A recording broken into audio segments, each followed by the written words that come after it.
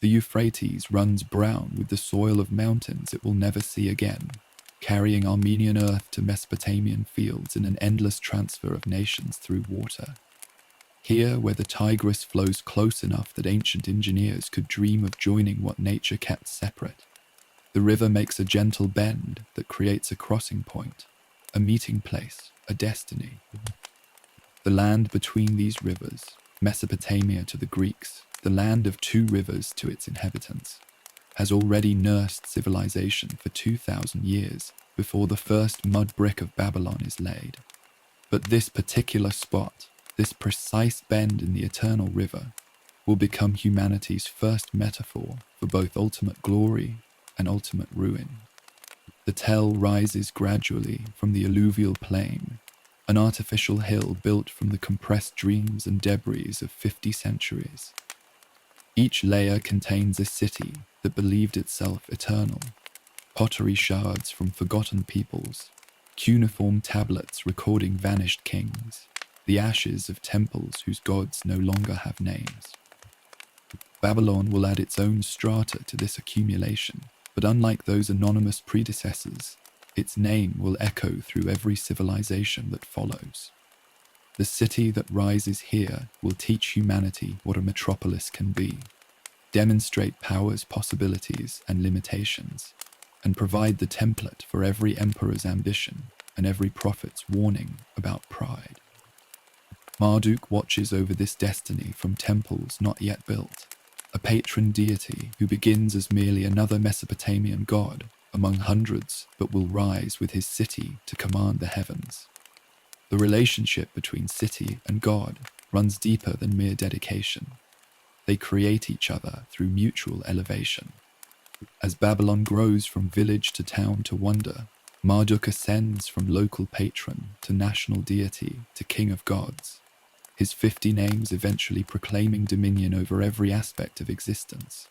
The city's priests will rewrite creation myths to place their god at the center, transforming older stories until Marduk splits Tiamat's body to form heaven and earth, bringing order from chaos, just as Babylon brings civilization from wilderness. The geography that makes Babylon inevitable also makes it vulnerable. The same rivers that deposit rich soil for barley and date palms can shift course without warning, abandoning cities to desert or drowning them in unexpected floods. The flat terrain that facilitates trade also invites invasion. No mountains protect this wealth. No natural barriers prevent armies from sweeping across the plain. Every blessing contains its curse in this landscape where water means life, but also destruction, where openness brings prosperity, but also conquest. The city's entire history will oscillate between these polarities, reaching heights that invite devastation, suffering ruins that demand resurrection. Climate shapes character in ways the city's inhabitants feel but rarely articulate. Summer temperatures that would kill Europeans teach patience. Nothing important moves in the noon heat, when even breathing requires effort.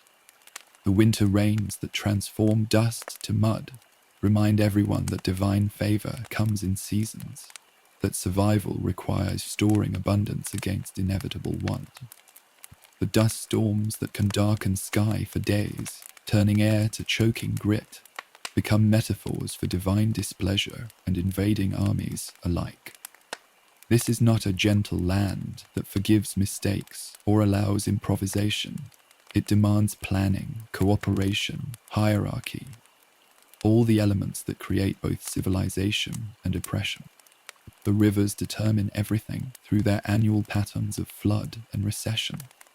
Unlike the Nile's predictable inundations, the Tigris and Euphrates flood irregularly, sometimes failing entirely, other times raging beyond all barriers.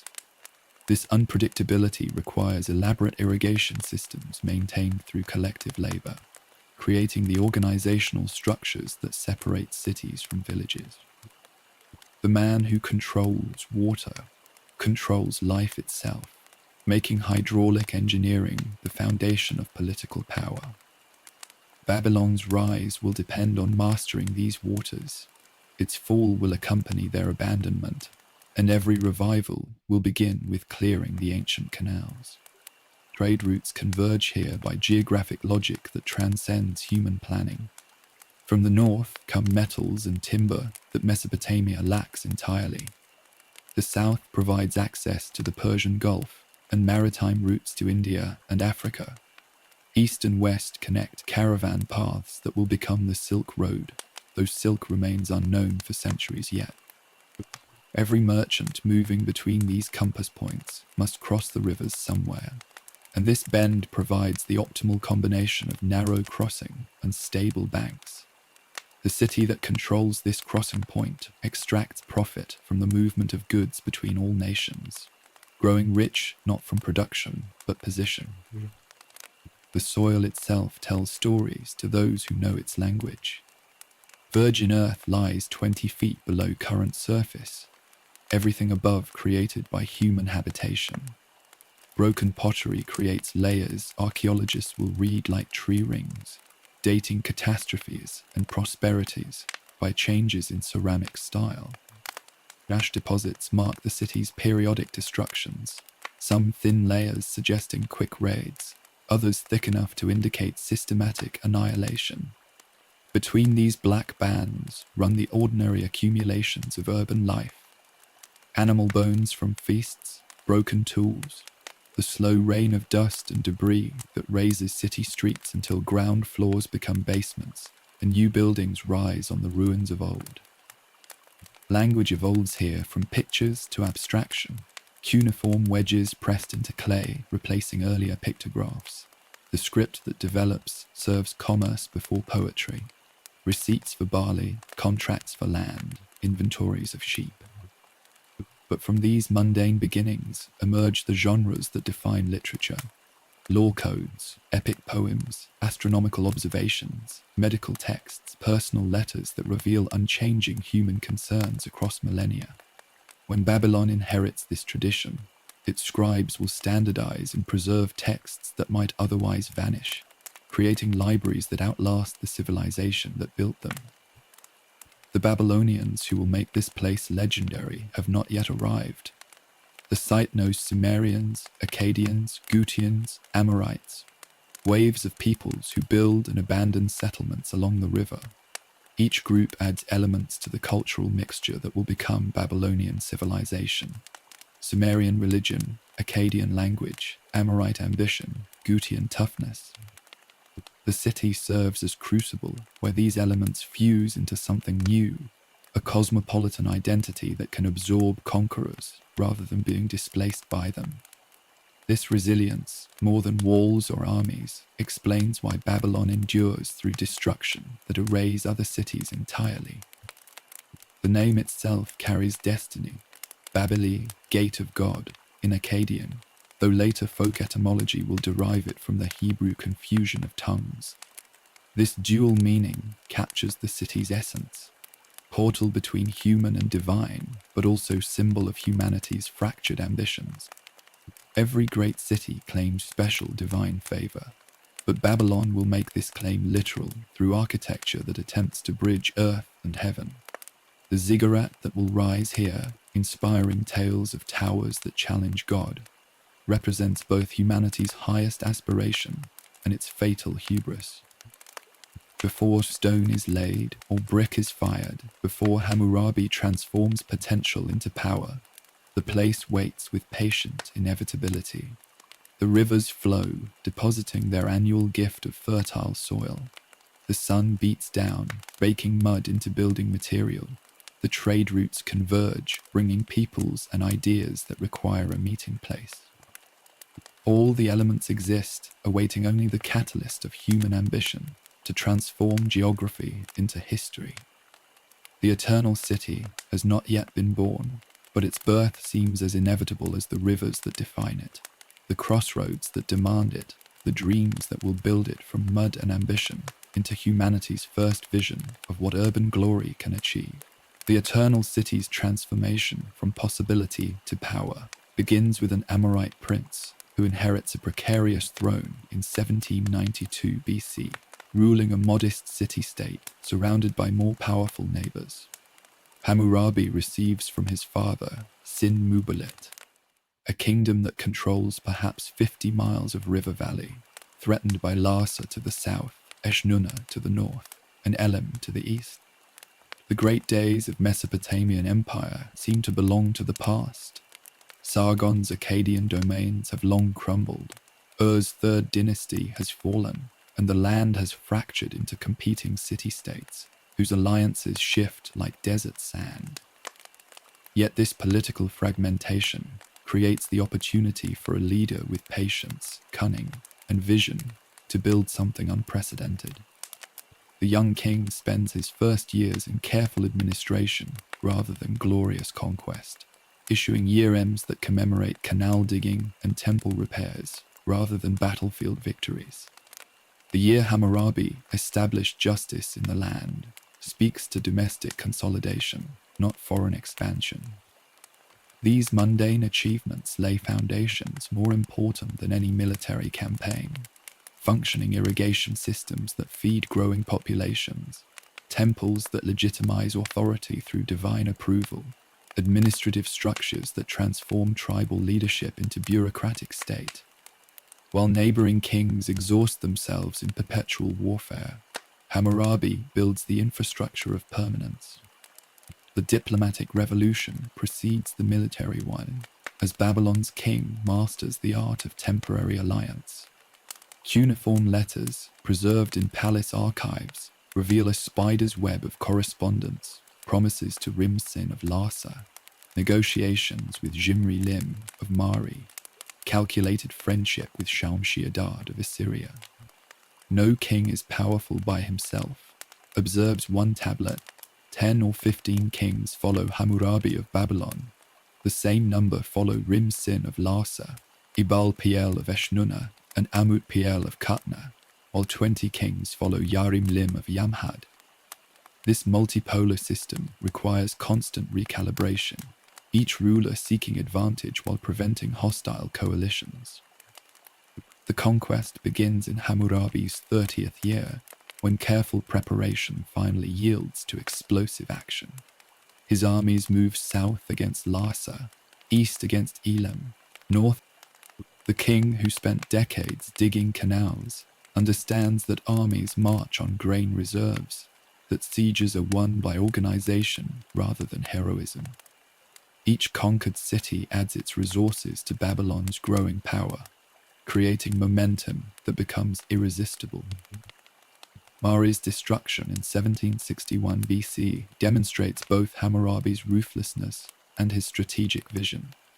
This ancient city on the Middle Euphrates controls trade routes to the Mediterranean, its palace archives containing 25,000 tablets that document international relations, economic transactions, and daily life in extraordinary detail. After initial conquest and vassalage, Mari rebels, giving Hammurabi excuse for total destruction. The city burns so thoroughly that archaeologists will find rooms where clay tablets were fired by the conflagration, inadvertently preserving records that might otherwise have crumbled. Mari never recovers, its population dispersed, its trade diverted to Babylon, its very name becoming synonym for desolation.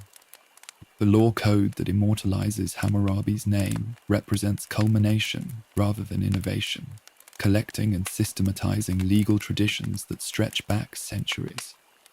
The black basalt stele, standing nearly 8 feet tall, displays the king receiving the rod and ring of justice from Shamash, the sun god who sees all human actions. Below this divine endorsement run 282 laws, covering everything from property rights to medical malpractice, from marriage contracts to tavern regulations. The code's prologue proclaims Hammurabi's mission: to bring about the rule of righteousness in the land, to destroy the wicked and the evildoers, so that the strong should not harm the weak. Yet the laws themselves reveal a society stratified by class and gender, where justice depends on social status. The famous eye for an eye applies only between equals. If a noble blinds another noble, he loses his eye, but if he blinds a commoner, he pays a fine. A doctor whose patient dies during surgery faces different penalties depending on whether the corpse was aristocrat or slave. Women's rights exist primarily in relation to male guardians, though they can own property, run businesses, and initiate divorce under specific circumstances. The code creates predictability rather than equality, letting everyone know their place and rights within Babylon's hierarchy. The physical transformation of Babylon from provincial town to imperial capital requires importing architects, artists, and craftsmen from across the conquered territories. The city expands beyond its old walls, spreading along both banks of the Euphrates, connected by bridges that amaze visitors accustomed to ferry crossings. New temples rise to accommodate gods brought from defeated cities.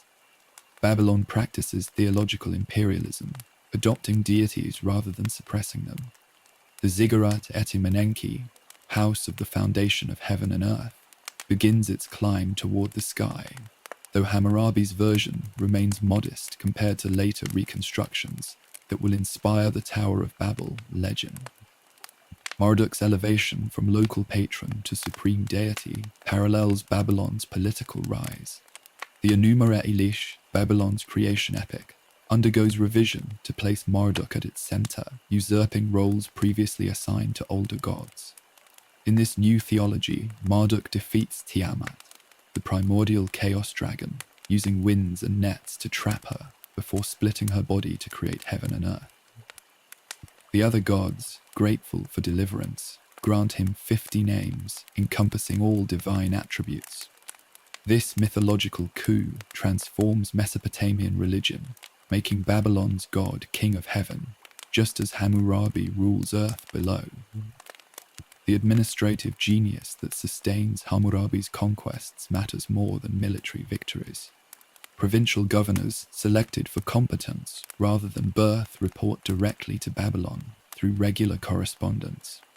Standardized weights and measures facilitate trade across the empire. A sophisticated taxation system funds public works without crushing productivity. The palace archives bulge with tablets recording everything, from sheep births to judicial appeals, creating institutional memory that survives individual officials. This bureaucratic infrastructure explains why Babylon endures when personality-driven empires collapse with their founders' deaths. Economic integration follows political unification, as Babylon becomes the commercial hub where all trade routes converge. Merchants from Anatolia bringing tin essential for bronze production must pass through Babylonian tax collectors. Timber floated down from Lebanon exchanges hands in Babylonian markets. The city's location, always advantageous, becomes indispensable once Hammurabi eliminates competing centers. Standardized interest rates, 20% for silver, 33% for grain, create predictable business environments. Commercial law provisions in the code protect honest merchants while punishing fraud, establishing Babylonians' reputation as a place where contracts are enforced. The urban planning that creates Hammurabi's Babylon establishes patterns that persist through subsequent destructions and rebuildings. Major processional ways run straight from gates to temple complexes, allowing religious festivals to move through the city in spectacular displays. Residential quarters, organized by profession, potters, metalworkers, scribes clustering in their own districts. Public granaries store surplus against famine years.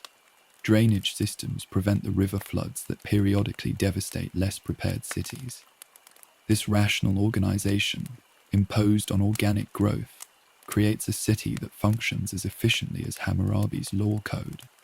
The succession crisis that follows Hammurabi's death in 1750 BC tests these new institutions. His son Samsuluna faces immediate rebellions as conquered cities attempt to reclaim independence. The empire contracts, but the capital endures, its economic and religious importance transcending political control. Even reduced to regional power, Babylon remains the place where ambitious princes dream of ruling, where merchants aspire to trade, where scholars come to study increasingly ancient texts. Hammurabi's true achievement lies not in the empire that dies with him, but in creating a city too important to abandon. The foundation laid in these years proves more durable than stone or bronze.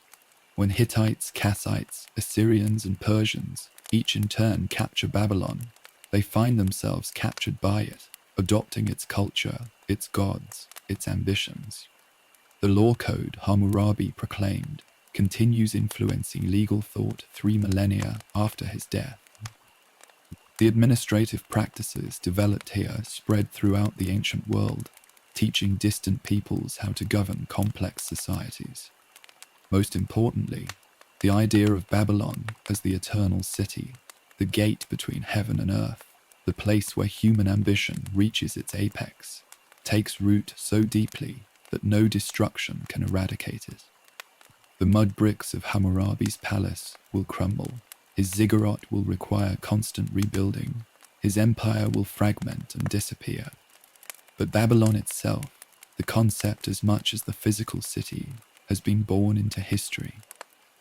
The transformation from river town to eternal city is complete, setting in motion cycles of glory and catastrophe that will continue as long as humans dream of touching heaven while standing in Mesopotamian mud.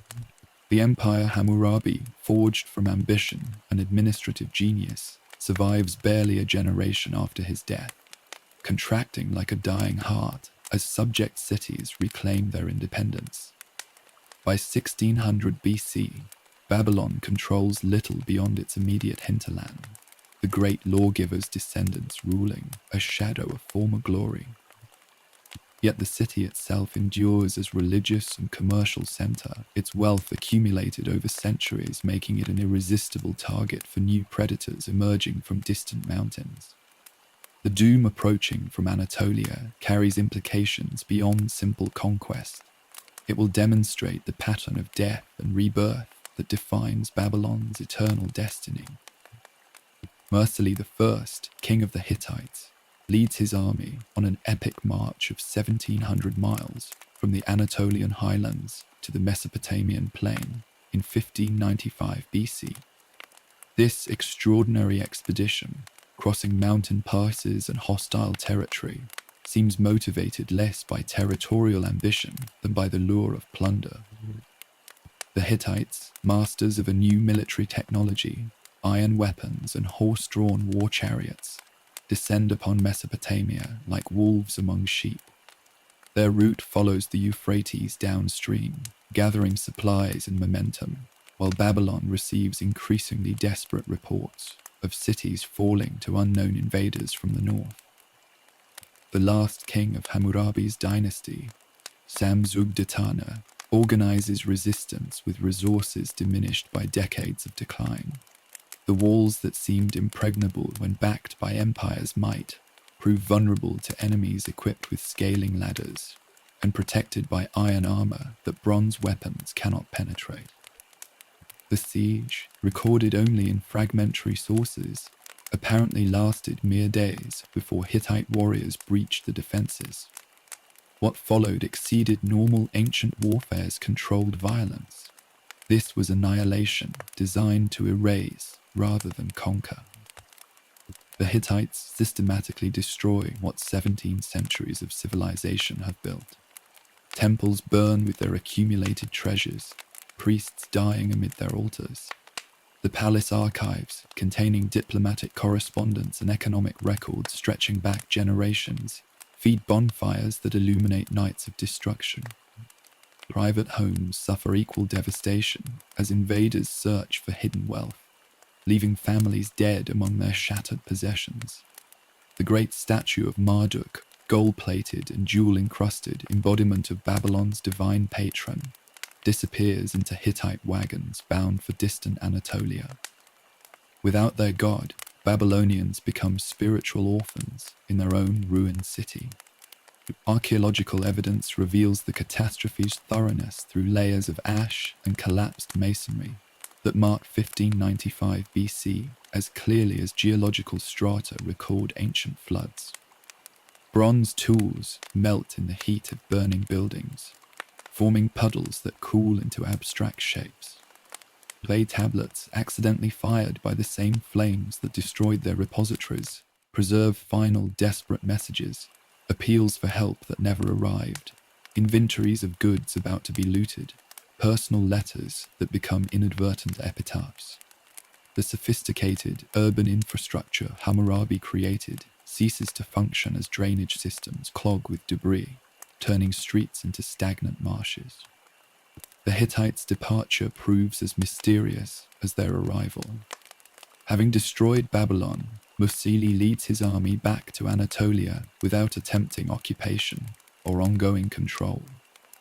Perhaps the distance from their homeland makes permanent conquest impossible, or internal Hittite politics demand the king's return. Possibly the destruction itself satisfies whatever motive drove this extraordinary expedition. The raiders vanish into history, leaving behind a power vacuum that invites new players onto Mesopotamia's devastated stage. Nature abhors emptiness, especially in lands as rich as those watered by the twin rivers. The Kassites emerge from obscurity to claim Babylon's ruins, their origins as mysterious as the Hittites' motives. These mountain people from the Zagros highlands had served as mercenaries and agricultural workers in Mesopotamia for generations, learning civilized ways while maintaining their tribal identity. Now they descend from their hills not as conquerors, but as inheritors, occupying a destroyed city that native populations have largely abandoned. The Kassite dynasty that establishes itself in Babylon will rule for over 4 centuries, longer than any other in the city's history, yet leave curiously little cultural impact. Under Kassite rule, Babylon enters what historians label a dark age, though darkness here means absence of records rather than absence of life.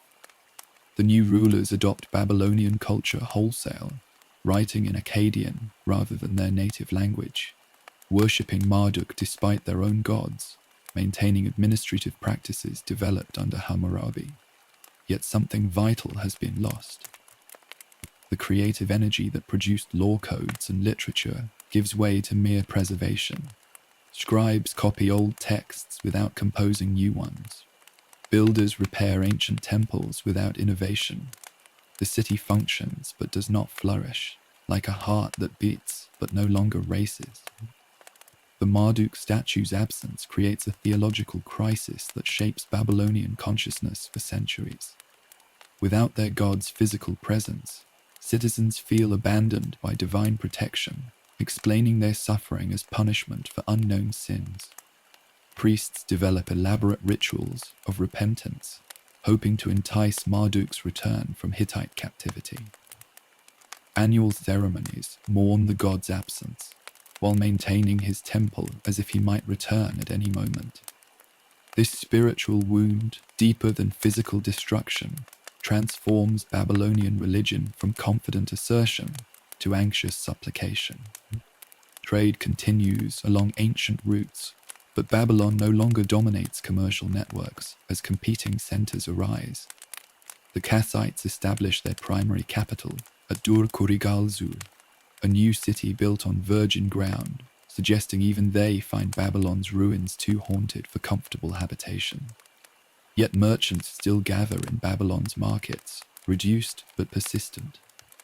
Certain industries requiring generational expertise.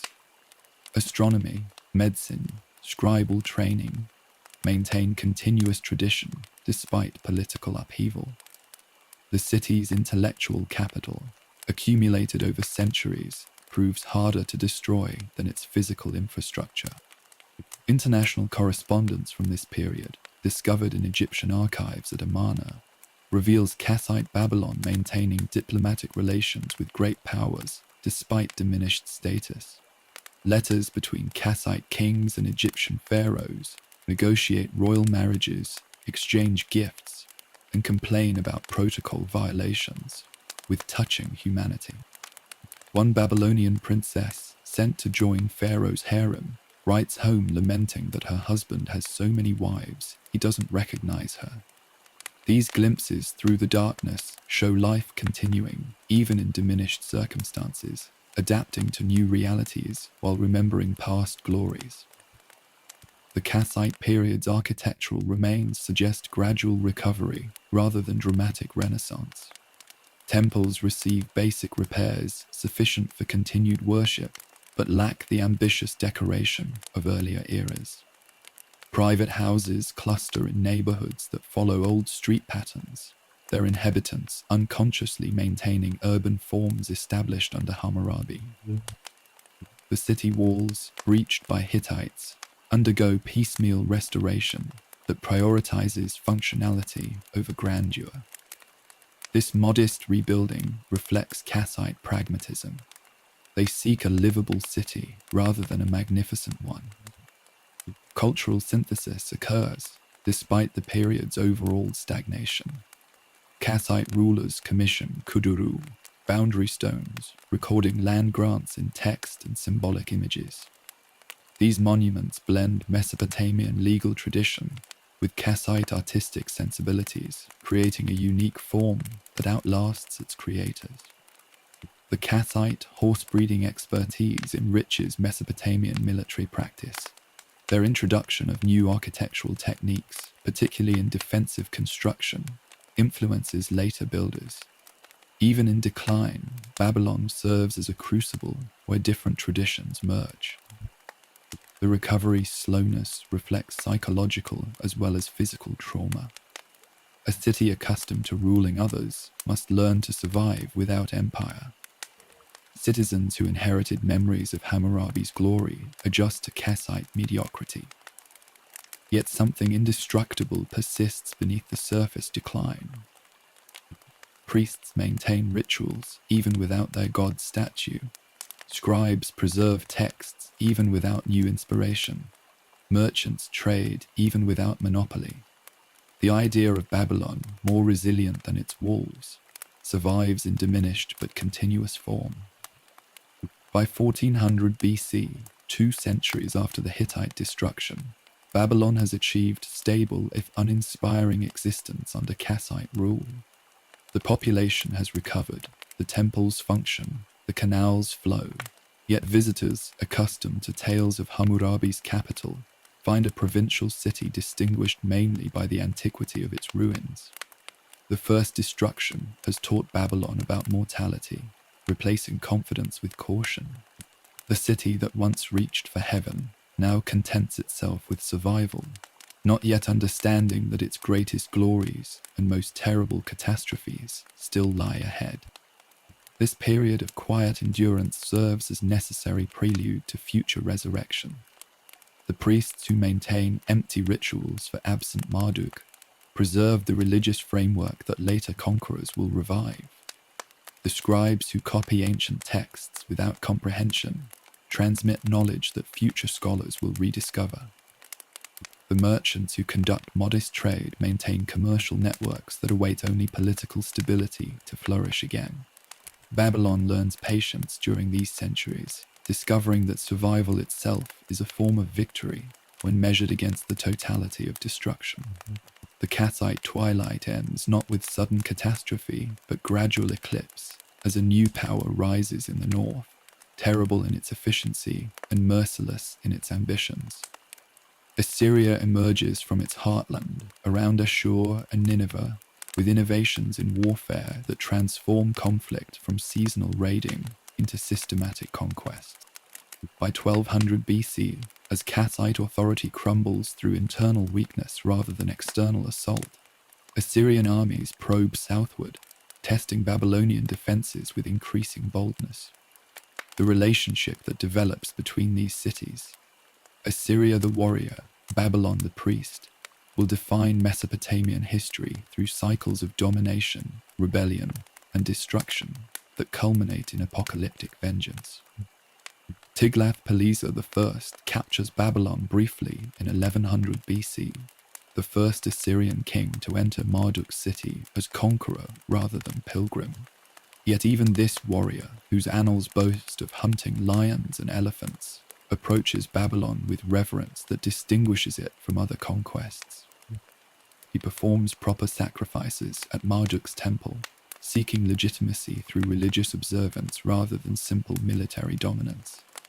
This pattern, Assyrian kings needing Babylon's spiritual authority even while crushing its political independence, creates the toxic dynamic that poisons their relationship for centuries. The Assyrian military machine that develops over subsequent generations represent warfare's evolution into calculated science. Iron weapons, mass-produced in Assyrian foundries, equip armies numbered in hundreds of thousands. Siege engines capable of breaching any wall rumble forward on campaigns planned with logistical precision. Most terrifying, the Assyrians' perfect psychological warfare through deliberate atrocity. Their armies impale captured leaders on stakes before city walls, flay rebels alive, pile severed heads into pyramids that warn others against resistance. This calculated cruelty, documented proudly in royal annals, aims to secure submission through terror. Babylon's response alternates between accommodation and defiance in patterns that repeatedly invite disaster. When weak kings rule in Nineveh, Babylon asserts independence, sometimes even claiming sovereignty over Assyria through ancient religious prerogatives.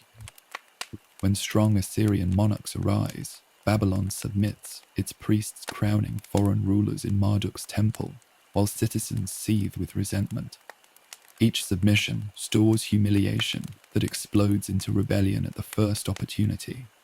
Each rebellion provokes harsher suppression, creating escalating cycles of violence that rational calculation should prevent, but wounded pride demands. Tukulti-Ninurta II's conquest in 885 BC establishes the framework of formal subjugation that persists with variations for 2 centuries. Babylon becomes a vassal kingdom, permitted native rulers who govern as Assyrian puppets. These client kings face impossible positions, satisfying Assyrian demands for tribute while maintaining legitimacy among subjects who despise collaboration. The economic burden proves crushing as Assyria extracts wealth accumulated over centuries, financing further conquests with Babylonian gold. Yet even reduced to provincial status, Babylon retains unique position. Other cities simply disappear when conquered, but Babylon endures through some quality that compels even its destroyers to preserve it. The Great Rebellion of 652 BC, led by Shamash-Shumukin against his brother Ashurbanipal, demonstrates both Babylon's resilience and Assyria's ruthlessness. This civil war between royal siblings, one ruling in Babylon, the other in Nineveh, engulfs Mesopotamia in fratricidal conflict that exceeds previous destructions. Shamash-Shumukin, appointed by Ashurbanipal to govern Babylon, gradually asserts independence, forming coalitions with Elam, Arab tribes, and other Assyrian enemies. The war that follows features sophisticated propaganda campaigns alongside military operations, each side claiming divine sanction while devastating the land they fight to control. Ashurbanipal's victory after 3 years of siege brings terrible retribution. The Assyrian king, whose library at Nineveh preserves Mesopotamian literature for posterity, displays no such preservation instinct toward rebellious Babylon. Mass executions eliminate the rebel leadership class. Deportations scatter Babylon's population across the empire, replacing them with foreign settlers who lack emotional connection to the city's traditions. The famous hanging gardens, if they existed in this period, wither from neglect as the irrigation systems that sustain them fall into disrepair. Yet Ashurbanipal stops short of total destruction, perhaps recognizing that Babylon's complete elimination would create a spiritual vacuum even Assyria cannot fill. Sennacherib's ultimate solution arrives in 689 BC, with apocalyptic thoroughness that exceeds all previous destructions. This Assyrian king, grandfather to Ashurbanipal, faces yet another Babylonian rebellion, led by Mukhazib Marduk in alliance with Elam. After a siege lasting 15 months, Assyrian forces breach Babylon's walls and receive unprecedented orders, not merely conquer, but annihilate. Sennacherib's fury stems partly from personal tragedy. His son, held hostage in Babylon, has been murdered by rebels. But deeper motivations drive this extremity: the accumulated frustration of dealing with a city that refuses to accept subordination despite repeated defeats. The destruction unfolds with methodical completeness that distinguishes it from typical ancient warfare. Assyrian soldiers receive explicit instructions to leave nothing standing, no foundation upon which future rebuilding might occur. Temples collapse under systematic demolition, their bricks scattered to prevent reconstruction. The ziggurat et Menanke, link between heaven and earth, tumbles into formless ruin. Private homes burn in fires that continue for days, creating smoke columns visible for miles. The palace archives, repository of diplomatic correspondence and economic records stretching back centuries, feed bonfires that illuminate nights of annihilation.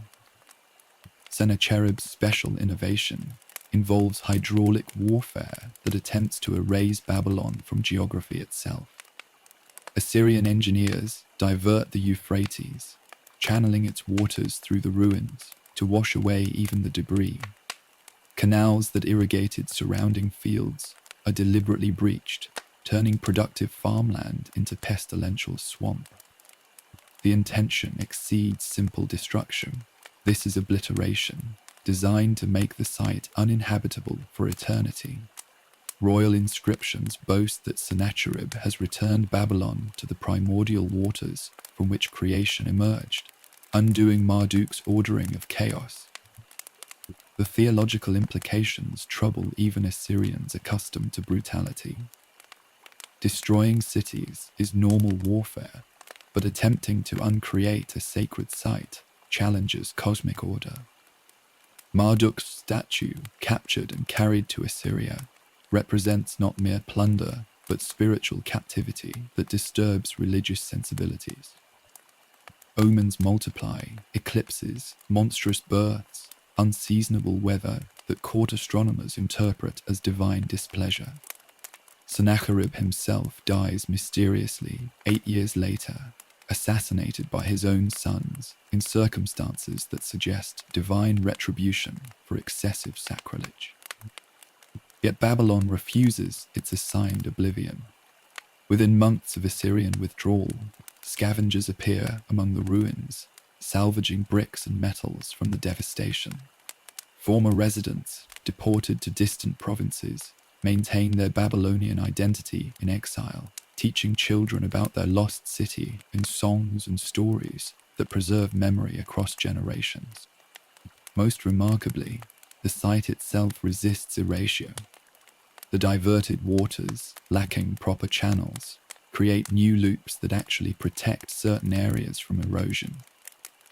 Nature, recruited for destruction, instead begins the slow process of preservation. Esarhaddon, Sennacherib's successor, reverses his father's policy with superstitious haste.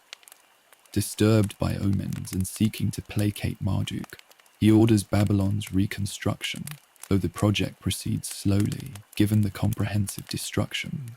Workers must first drain swamps, clear debris, and establish basic infrastructure before actual building can begin. The new Babylon rises quite literally on the ruins of the old, incorporating broken monuments into foundations, using pulverized brick as construction fill. This phoenix-like resurrection from total annihilation establishes the pattern. Babylon cannot be permanently destroyed because the idea of Babylon transcends physical existence. The Assyrian relationship with Babylon remains troubled despite reconstruction efforts. Each Assyrian king must journey to Babylon for legitimate coronation, grasping Marduk's hands in the New Year ceremony that confirms royal authority. This religious dependence on a repeatedly rebellious city creates psychological tensions that military dominance cannot resolve.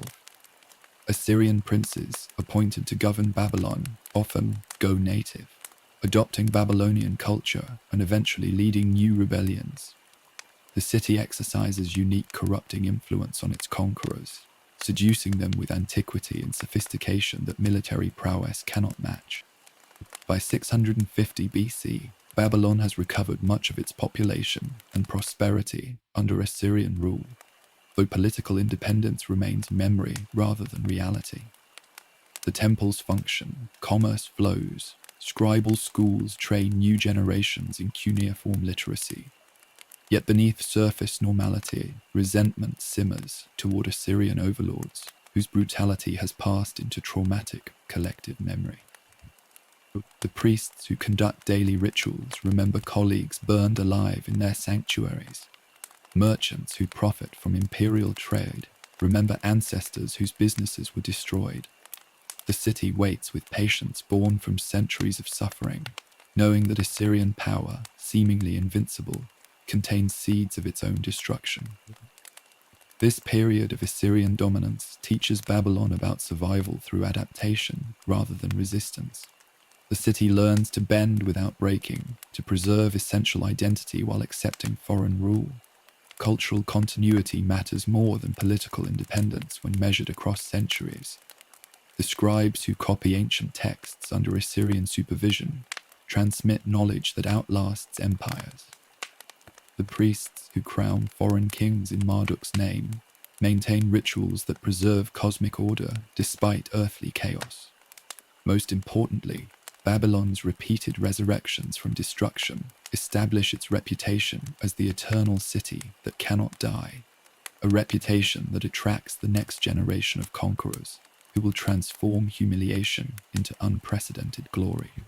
The Assyrian colossus falls with shocking suddenness in 612 BC as Median and Babylonian armies converge on Nineveh, reducing the terror of nations to smoking rubble within 3 months. The empire that seemed eternal disintegrates as subject peoples seize vengeance for centuries of calculated cruelty. From this chaos emerges a new Babylon, led by Chaldean warlords who transform themselves from desert raiders to inheritors of Mesopotamian civilization. The greatest of these, Nebuchadnezzar II, will rebuild Marduk's city into a wonder that surpasses even its mythic past, creating the Babylon that burns eternal in human memory, a vision of earthly paradise achieved through will, wealth, and architectural genius. Nebuchadnezzar receives the throne in 605 BC, while campaigning in Syria, racing back to Babylon in 17 days to secure succession after his father Nabopolassar's death. This legendary ride across desert wastes, changing horses at prepared stations, demonstrates the energy that will characterize his 43-year reign. Unlike previous conquerors who inherited established power, Nebuchadnezzar must forge his empire through constant warfare. The early years see annual campaigns against Egypt at Carchemish, against Phoenician cities refusing tribute, against Arab tribes disrupting trade routes. Each victory funds the transformation of Babylon from Assyrian provincial capital to world metropolis.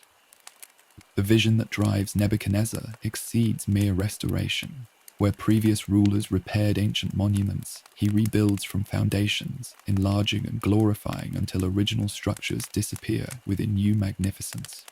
The city expands to encompass 200 square miles, enclosed by double walls so massive that Herodotus reports chariots racing 4 abreast along their tops. The outer wall, named Imgur-Enlil, stretches 56 miles in circumference.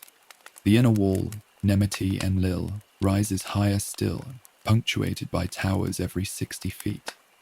Between them lies a moat connected to the Euphrates, creating a water barrier that transforms Babylon into an impregnable island. The Ishtar Gate emerges as the jewel of this defensive system, though its beauty transcends military function. Rising 50 feet above the processional way, the gate gleams with glazed bricks of lapis lazuli blue that capture sunlight like crystalline sky.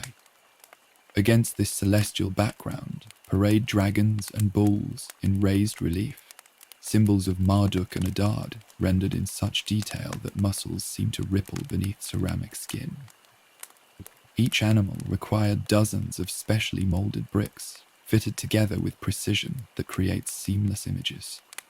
The technical achievement alone amazes, maintaining consistent color through multiple firings, achieving uniform glazing across thousands of bricks, creating reliefs that withstand weather while retaining brilliant hues. The processional way leading to the gate exceeds even this splendor. Limestone paving stones, each measuring 3 feet square, create a surface smooth as palace floors along the half-mile route. The walls lining this sacred avenue display lions in glazed relief, 60 on each side, striding toward Ishtar's gate in eternal parade. These lions, symbols of Ishtar herself, vary in color, some yellow with red manes, others white with yellow manes, creating visual rhythm that draws eyes forward. During the New Year festival, when Marduk's statue travels this route, the ceramic menagerie seems to come alive, divine and earthly animals processing together.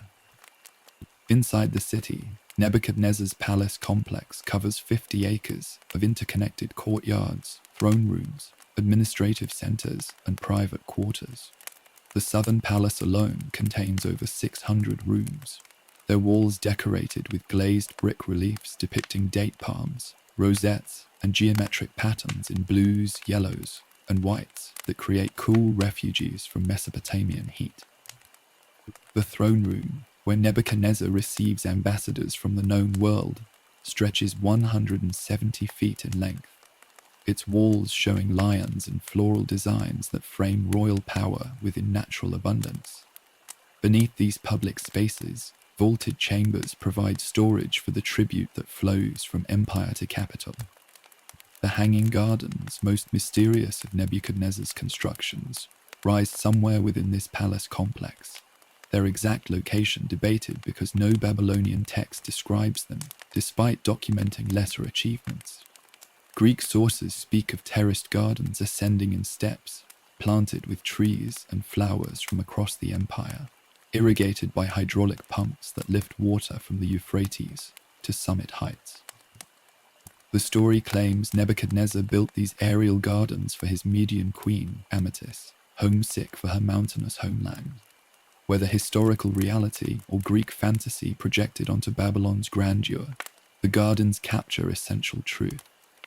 Nebuchadnezzar's Babylon achieves the impossible through engineering that defies natural limitations. Etemenanki, the ziggurat whose restoration obsesses Nebuchadnezzar throughout his reign, rises 300 feet through 7 terraced levels, each smaller than the one below, creating a stepped pyramid visible for miles across the flat Mesopotamian plain. The base measures 300 feet square, larger than a city block, built with bit mortared brick cores, faced with fired brick glazed in different colors for each level. A triple staircase, 2 along the sides, 1 central, allows religious processions to ascend and descend simultaneously.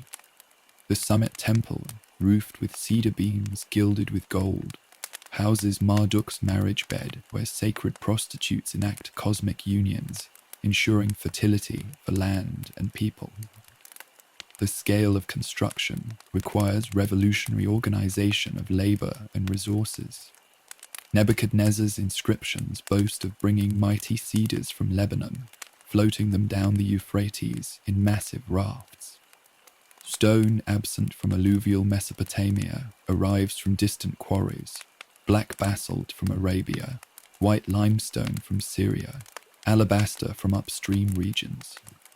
The brickmaking industry employs thousands, with specialized workshops producing standard bricks, glazed bricks, and molded relief bricks to exact specifications. Quality control stamps on each brick identify responsible workshops, creating accountability that ensures consistent production across decades of building. Foreign craftsmen, brought as deportees or hired as specialists, contribute expertise that enriches Babylonian traditions. Jewish exiles from Jerusalem, including royal craftsmen trained in Solomon's temple, work alongside Syrian stone carvers, Egyptian painters, and Greek sculptors.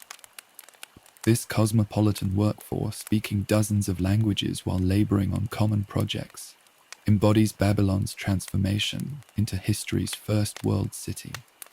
The cultural fusion produces innovations, architectural techniques that combine regional traditions, decorative motifs that blend disparate artistic vocabularies, engineering solutions that synthesize accumulated knowledge. The economic engine funding this magnificence runs on tribute, trade, and agricultural surplus managed with bureaucratic efficiency that surpasses even Hammurabi's administration. Nebuchadnezzar's officials collect taxes in kind and currency, maintaining detailed records on cuneiform tablets that document everything from barley harvests to imported luxuries.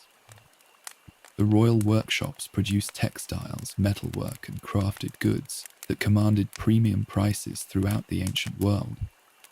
Babylon's merchants, operating under royal protection, established trading posts from Egypt to Persia, their caravans and ships carrying the city's manufactured goods while returning with raw materials and exotic products. Religious life under Nebuchadnezzar achieves elaborate complexity that matches architectural grandeur. The New Year festival, celebrating Marduk's victory over chaos, extends for 12 days of ceremonies, processions, sacred dramas, and public festivities. The king must participate in ritual humiliation, stripped of regalia and slapped by the high priest before Marduk's statue, demonstrating that even imperial power submits to divine authority. These ceremonies, attended by representatives from across the empire, reinforce Babylon's position as cosmic center where heaven and earth meet through proper ritual performance. The intellectual achievements of Nebuchadnezzar's Babylon match its physical splendor. The astronomy priesthood, maintaining observations stretching back centuries, achieved unprecedented precision in predicting eclipses and planetary movements. Mathematical texts show sophisticated understanding of geometric principles and algebraic solutions. Medical practitioners compile treatment protocols based on empirical observation alongside magical incantations. The library collections, gathered from across the conquered territories, preserve literary traditions in multiple languages. This concentration of knowledge establishes Babylon as the ancient world's intellectual capital. Yet beneath the magnificence lurk shadows that Nebuchadnezzar's inscriptions ignore. The massive construction projects demand forced labor from deportee populations who build wonders they will never enjoy. The Jewish exiles, weeping by Babylon's rivers, create psalms of longing that will outlast the monuments their slavery constructs. The tribute flowing to Babylon impoverishes provinces, creating resentments that await opportunity for expression. The gods of conquered peoples, their statues held captive in Marduk's temple, represent suppressed identities that time will reassert. Even Nebuchadnezzar himself, according to later tradition, will pay for hubris with 7 years of madness, eating grass like an animal while his glorious city continues without him. By Nebuchadnezzar's death in 562 BC, Babylon has achieved its apotheosis. No city in antiquity matches its size, wealth, or splendor.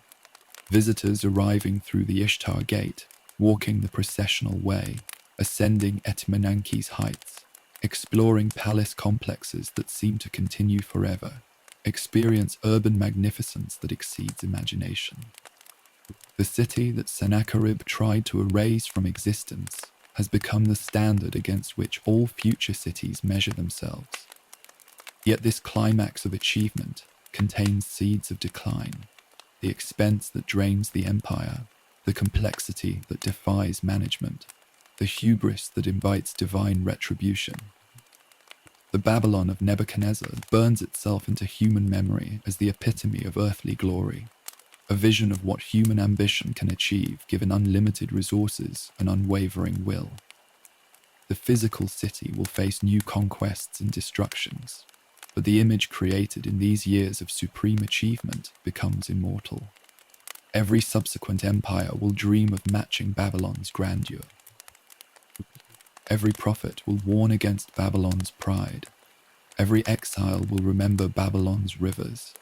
The eternal city has reached its zenith, creating a legend that will outlast its stones, a name that will echo through 3 millennia as humanity's first attempt to build heaven on earth.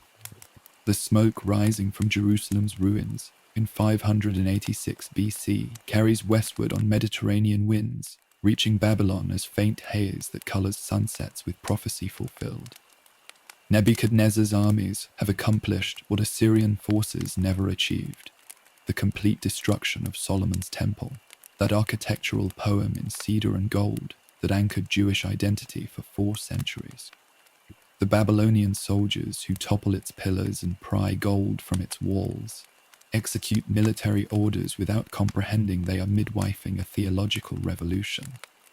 The physical temple's destruction will force Judaism to discover that God dwells not in buildings, but in texts, traditions, and the portable sanctity of communal memory. The deportations unfold in waves, calculated to prevent organized resistance while preserving useful populations. The first exile in 597 BC had taken King Jehoiachin and the aristocracy, leaving Jerusalem functioning under puppet rule. This final deportation in 586 BC sweeps up priests, craftsmen, soldiers, scribes, anyone whose skills might benefit Babylon or whose influence might threaten stability if left behind. The poor remain to work the land, their poverty protecting them from exile's honor. The journey from Jerusalem to Babylon covers 900 miles of Syrian desert, a forced march that kills the weak while hardening survivors into the nucleus of a transformed people. The prophet Jeremiah's letter to the exiles, carried by merchants between Jerusalem and Babylon before the final destruction, provides unexpected counsel. Build houses and settle down. Plant gardens and eat what they produce. Marry and have sons and daughters. Find wives for your sons and give your daughters in marriage, so that they too may have sons and daughters. Increase in number there, do not decrease. Also seek the peace and prosperity of the city to which I have carried you into exile. Pray to the Lord for it, because if it prospers, you too will prosper. This pragmatic acceptance of exile as divine will, rather than mere military defeat, shapes the community's response to displacement. The exiles settle in their own quarters along the Chebar Canal, a major irrigation channel southeast of Babylon proper. Tel Aviv, the Mound of the Flood, becomes the largest Jewish settlement, its name preserving memory of agricultural origins, while its reality involves urban adaptation. These communities enjoy surprising autonomy, maintaining their own leadership hierarchies, conducting internal legal proceedings according to Mosaic law, preserving ritual practices that don't require temple sacrifice. Nebuchadnezzar's policy seeks productive subjects rather than cultural annihilation, allowing conquered peoples to maintain identities within the imperial framework. Among the first exiles, 4 young men from Judah's nobility entered Nebuchadnezzar's court through the empire's systematic program of elite integration. Daniel, Hananiah, Mishael, and Azariah, renamed Belshazzar, Shadrach, Meshach, and Abednego, in Babylonian fashion, receive education in cuneiform literacy, Akkadian literature, astronomical observation, and dream interpretation. This training aims to create culturally hybrid administrators who can govern their own peoples while serving Babylonian interests. Instead, it produces figures who navigate between worlds while maintaining core identity, establishing patterns for diaspora survival that persist across millennia. The Book of Daniel, whether historical record or later theological interpretation, captures the exile experience through stories that blend court intrigue with cosmic vision. Daniel interprets Nebuchadnezzar's dreams while refusing to consume ritually impure food. His companions survive the furnace heated 7 times hotter than usual, their faith protecting them from flames that kill their guards. These narratives teach exiles that maintaining religious identity in foreign courts requires wisdom, courage, and divine protection, but remains possible. The stories spread through exile communities, providing models for resistance through excellence rather than rebellion. Ezekiel, prophet among the exiles, experiences visions by the Chebar Canal that transform Jewish theology. His opening vision, wheels within wheels, four-maced creatures, the divine throne mobile rather than fixed, suggest God's presence accompanying exiles rather than remaining bound to Jerusalem's ruins. This theological revolution, born from displacement's necessity, liberates Judaism from geographic limitation. The detailed temple vision in Ezekiel's final chapters provides architectural blueprints for restoration, while establishing that true sanctity exists in communal observance rather than physical structure. Rivers of Babylon, where exiles sit and weep, become more than geographic markers. They represent the flowing boundary between memory and adaptation. Psalm 137 captures this tension. By the rivers of Babylon we sat and wept when we remembered Zion. There on the poplars we hung our harps, for there our captors asked us for songs. Our tormentors demanded songs of joy. They said, "Sing us one of the songs of Zion. How can we sing the songs of the Lord while in a foreign land?" The psalm's conclusion, calling for Babylon's destruction and the dashing of infant heads against rocks, reveals trauma's depth beneath surface accommodation. Yet cultural exchange flows both directions across these emotional boundaries. Jewish scribes trained in Hebrew and Aramaic learn cuneiform and contribute to Babylonian administration. The Murashu archives from Nippur document Jewish names among bankers, merchants, and property owners, revealing economic integration extending beyond mere survival. Jewish astronomical observers contribute to Babylonian celestial science, while absorbing mathematical knowledge that enriches their own calendar calculations. The Babylonian month names Nisan, Tammuz, Tishri enter Jewish usage during this period, permanent linguistic monuments to cultural fusion. The synagogue emerges during exile as architectural innovation responding to the temple's absence. These houses of assembly provide spaces for communal prayer, scripture reading, and legal proceedings without sacrificial ritual. The institution, born from loss, proves so effective that it continues after the temple's eventual restoration, spreading wherever Jews settle. The shift from sacrifice to study, from priests to teachers, from centralized worship to distributed observance, transforms Judaism into a portable civilization capable of surviving any subsequent displacement. Biblical redaction accelerates in exile, as scribes compile, edit, and preserve texts that might otherwise vanish.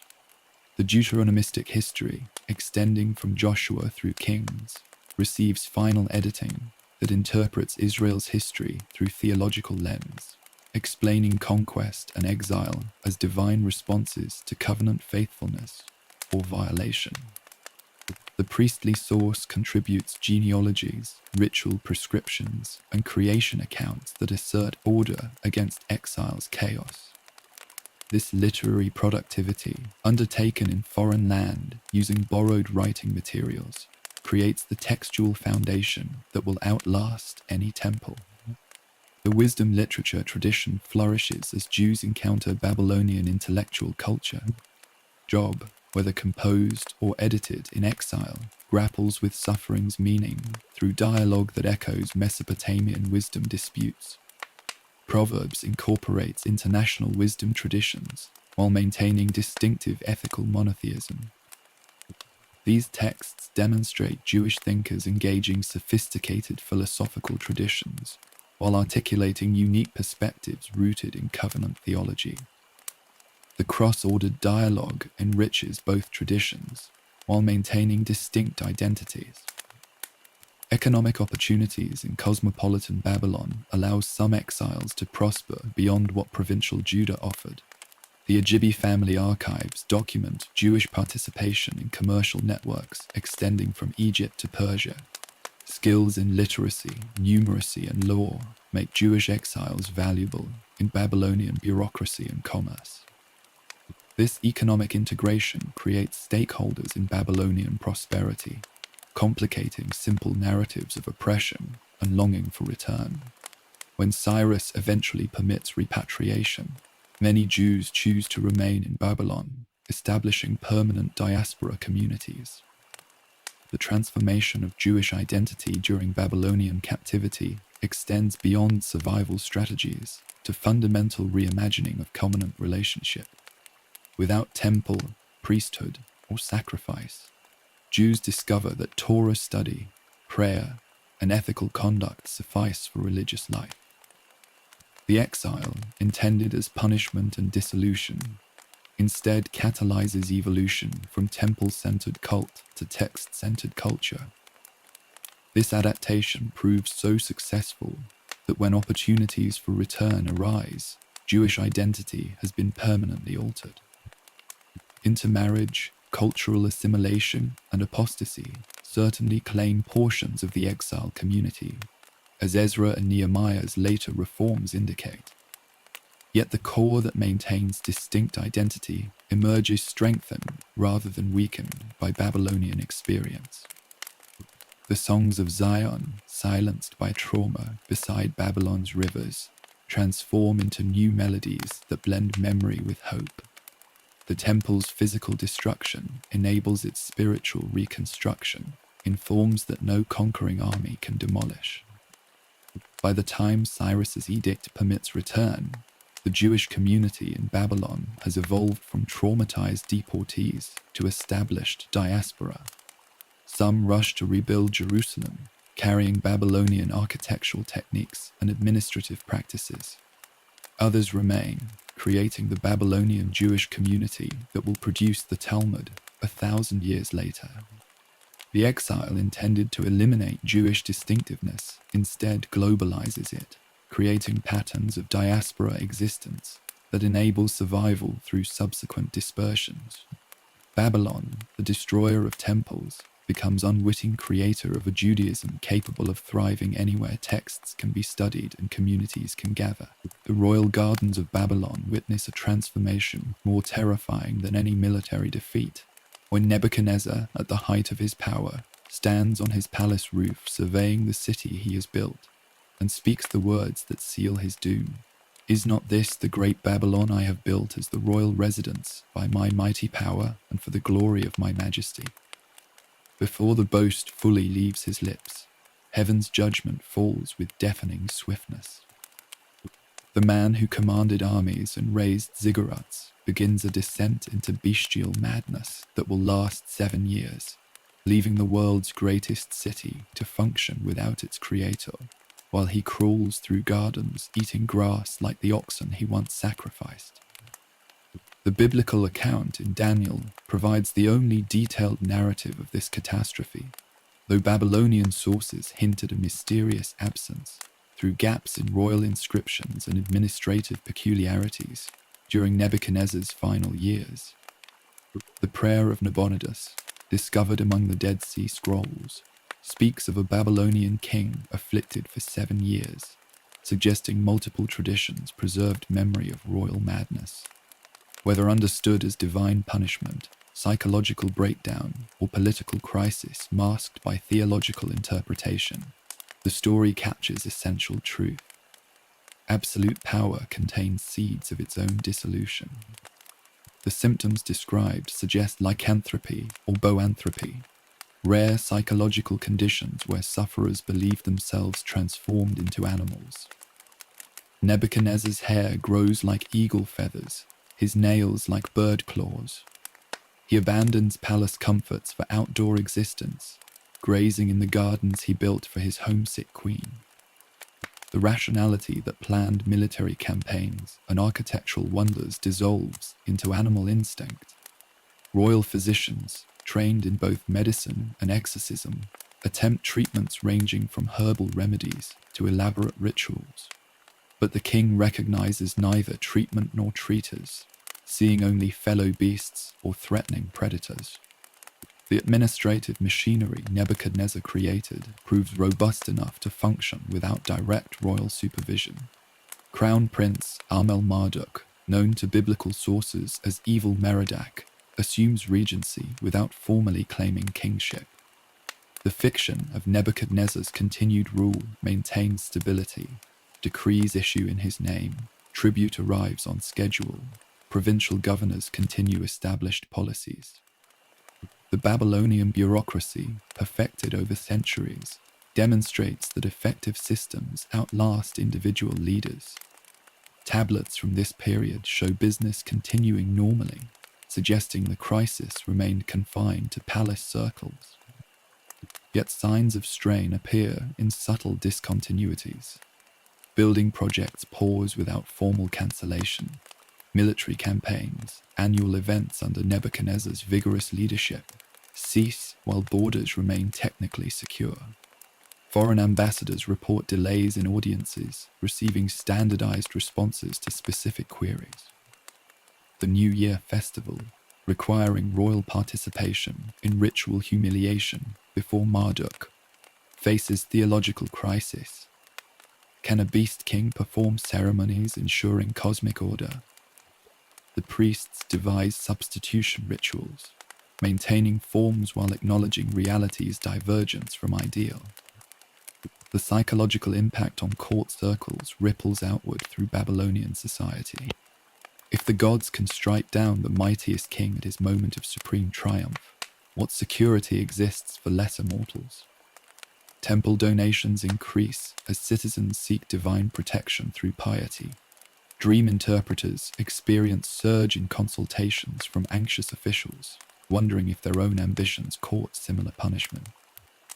The Jewish exiles, whose god Nebuchadnezzar had challenged by destroying Jerusalem's temple, interpret events as vindication of their deity's universal power. Daniel's influence reportedly increases as his prediction of royal humiliation proves accurate. During these 7 years, the magnificent city continues its daily rhythms, while its creator haunts the very gardens designed to showcase human mastery over nature. Merchants trade in markets beneath walls decorated with Nebuchadnezzar's boastful inscriptions. Priests perform rituals in temples he restored. Scribes copy texts in libraries he endowed. The physical city achieves independence from its maker, functioning through accumulated momentum, like a wheel continuing to spin after the hand that set it moving withdraws. This autonomy demonstrates Babylon's evolution from personal creation to self-sustaining organism. The recovery, when it comes, arrives as suddenly as the affliction. Nebuchadnezzar's reason returns at the end of the days, his first rational act being to praise the God who humbled him. The theological framework interprets restoration as divine mercy following acknowledged submission. Psychologically, the break might represent integration after prolonged dissociation. Politically, the king's return necessitates delicate negotiations, explaining the hiatus, reasserting authority without admitting vulnerability, managing those who prosper during the interregnum. The final years of Nebuchadnezzar's reign, following restoration, lack the confident energy of earlier periods. Royal inscriptions adopt humbler tones, acknowledging divine supremacy over human achievements. Building projects resume, but without the grandiose ambitions that marked previous constructions. The king who once proclaimed himself creator of Babylon now credits the gods for permitting his participation in their works. This chastened perspective, whether genuine transformation or political necessity, marks a fundamental shift in royal ideology. Succession, after Nebuchadnezzar's death in 562 BC, reveals damage extending beyond the king's personal crisis. Amel-Marduk, tainted by association with the regency, rules only 2 years before assassination by his brother-in-law, Nebuchadnezzar. The rapid succession continues. Neriglissar dies after 4 years.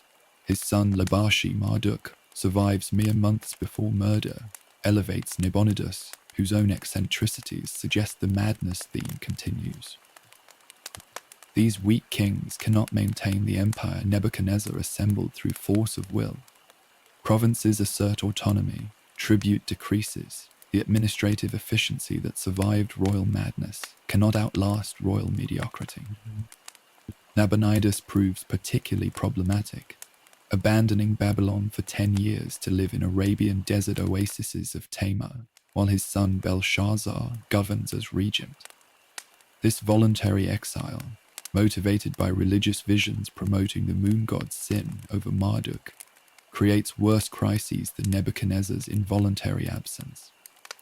The New Year festival cannot occur without royal presence, breaking ritual continuity maintained for centuries. Marduk's priests, alienated by royal neglect, begin considering whether foreign conquerors might prove more respectful of traditional religion than native kings gone mad with heterodox theology. The economic implications of unstable leadership accumulate gradually but inevitably. International merchants, uncertain about political continuity, shift trade routes to bypass Babylon. Construction projects requiring long-term investment attract fewer sponsors when royal patronage seems unreliable. The massive walls Nebuchadnezzar built require constant maintenance that distracted administrators neglect. Irrigation systems, the foundation of Mesopotamian prosperity, deteriorate when central authority weakens. The physical city remains magnificent, but begins the slow slide toward entropy that claims all human constructions lacking sustained care. Cultural production during this period reflects societal anxiety through proliferation of omen texts, prophecies, and apocalyptic literature. The dynastic prophecy, composed in cuneiform, predicts series of kings rising and falling according to divine plan. The Book of Daniel's vision chapters, whether composed now or reflecting contemporary concerns, imagine bestial kingdoms devouring each other until divine intervention establishes eternal dominion. These texts suggest intellectual classes processing political instability through theological frameworks that promise ultimate meaning within apparent chaos. The madness of Nebuchadnezzar becomes paradigmatic for Babylon itself, achieving supreme glory only to fall through hubris into bestial degradation. The king eating grass in gardens built to showcase human triumph over nature embodies the reversal awaiting all who claim self-sufficiency. Yet the survival of both king and city through this crisis also suggests resilience beyond individual failure. Babylon endures its creator's madness, maintaining functional existence despite leadership vacuum. This institutional momentum, built through centuries of accumulated wisdom, provides foundation for recovery under new management. By 550 BC, as Persian power rises in the eastern mountains, Babylon remains the ancient world's greatest city, but lacks the dynamic leadership that might preserve independence. The madness that struck Nebuchadnezzar has become metaphorical condition, affecting subsequent rulers who cannot match his achievements yet attempt to maintain his empire. The physical city stands intact, walls unbreached, temples functioning, markets busy, but the spiritual energy that drove creation has dissipated into confusion, competing religious visions, and palace intrigue that invites foreign intervention. The lesson of royal madness, preserved in multiple traditions, warns against the hubris of claiming sole credit for collective achievements. Nebuchadnezzar built Babylon's glory through mobilizing resources, organizing labor, and inspiring shared vision. His madness demonstrates that individual greatness depends on recognizing limits, acknowledging dependence, maintaining sanity through humility. The city that outlasts its maddened creator proves more durable than any individual, yet requires wise leadership to maintain the greatness madness temporarily abandons.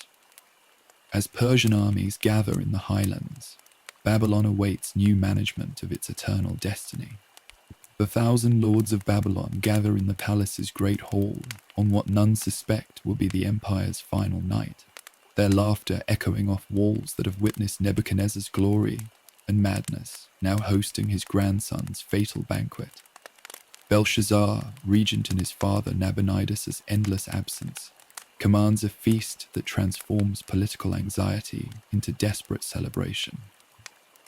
Outside the city's massive walls, Persian armies under Cyrus have conquered the empire's periphery, but tonight Babylon's elite drink to their impregnable defenses, their stored grain, their gods who surely will not permit barbarians to defile Marduk's sacred city. The wine flows from vessels that should never touch profane lips. The golden cups and silver bowls looted from Jerusalem's temple 30 years before, stored in Babylonian treasuries as trophies of Nebulonian treasuries' triumph over Judah's god. Belshazzar, drunk on wine and bravado, orders these sacred objects brought from storage, distributed among his nobles and concubines for common use. The deliberate sacrilege aims to demonstrate confidence. If Babylon's rulers can drink from Yahweh's holy vessels without consequence, what power can foreign gods exercise against Marduk's chosen city? Each toast mocks not only Jerusalem's fallen temple, but the very concept of divine retribution. The feast unfolds with calculated excess, designed to banish fear through sensory overload. Musicians fill the hall with harps and pipes, their melodies drowning out distant sounds of Persian siege engines. Dancers from across the empire perform, their movements telling stories of Babylon's victories while ignoring recent defeats.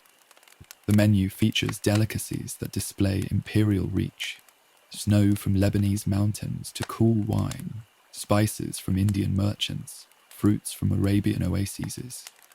Every dish proclaims Babylon's continued prosperity, its trade networks intact despite Persian disruption. The lords toast their king, their city, their gods, convincing themselves through repetition that tomorrow will resemble yesterday. The fingers appear at the feast's climax, materializing from empty air to right on the plaster wall directly opposite Belshazzar's elevated throne. Not a full hand, but merely fingers, as if the supernatural scribe remains mostly in another realm, extending only enough physicality to inscribe judgment. The writing appears near the lampstand, ensuring visibility to the entire assembly, its letters glowing with their own light against the white plaster. The music stops mid-note, dancers freeze in position, the 1,000 lords fall silent as one, their eyes tracking the impossible fingers moving with deliberate precision across the wall. Belshazzar's transformation from arrogant monarch to terrified mortal occurs between heartbeats. The biblical account provides clinical detail. His face turned pale, and he was so frightened that his legs became weak and his knees were knocking. The golden cup falls from nerveless fingers, Jerusalem's sacred wine spreading across Babylon's royal floor like blood. The regent who moments before mocked heaven's power now recognizes divine intervention beyond human comprehension. His terror infects the assembly. If the king himself shows such fear, what hope exists for lesser beings? The summons goes forth for Babylon's wise men, the assembled expertise of history's most learned city. Astrologers who predict eclipses decades in advance, mathematicians who calculate with sophisticated precision, scribes who read texts in dozen languages, all gather before the mysterious inscription. Yet the writing defies interpretation, its script seemingly familiar but its meaning opaque. Some suggest the letters are Aramaic, the empire's common tongue, but the words form no coherent message. Others propose archaic forms, coded meanings, foreign languages. The wise men who confidently explain dreams and omens stand mute before 4 simple words that refuse to yield their secrets. Belshazzar's promises escalate with his panic. Whoever reads this writing and explains its meaning will receive purple robes of nobility, golden chains of authority, elevation to third ruler in the kingdom after Nabonidus and himself. The rewards that would normally precipitate fierce competition among court scholars produce only embarrassed silence. The intellectual capital accumulated over millennia, the libraries and schools that make Babylon synonymous with learning, prove worthless against heaven's direct communication. Human wisdom reaches its limits precisely when most desperately needed. The Queen Mother, possibly Nebuchadnezzar's daughter, enters unbidden, with memory of previous crisis resolved. She recalls Daniel, the Jewish exile who interpreted Nebuchadnezzar's dreams and survived decades of palace intrigue through diplomatic wisdom, now elderly, having served multiple kings while maintaining outsider status. Daniel represents last hope for understanding. His summons bridges the feast's two acts, from human celebration to divine judgment, from Babylonian confidence to recognition that the God of conquered Jerusalem might exercise authority in Marduk's own city. Daniel arrives with prophet's courage, refusing the offered rewards before providing interpretation. His speech to Belshazzar recalls Nebuchadnezzar's madness, the lesson learned and forgotten. But you, Belshazzar, his son, have not humbled yourself, though you knew all this. Instead, you have set yourself up against the Lord of heaven. The charge sheet extends beyond sacrilegious use of temple vessels to fundamental failure recognizing divine sovereignty. Belshazzar rules as if human power exists independent of divine permission, as if Babylon's walls exclude not only foreign armies, but supernatural authority. The interpretation, when finally delivered, carries devastating simplicity. Mene, mene, tekel, you fierce and numbered, weighed, divided.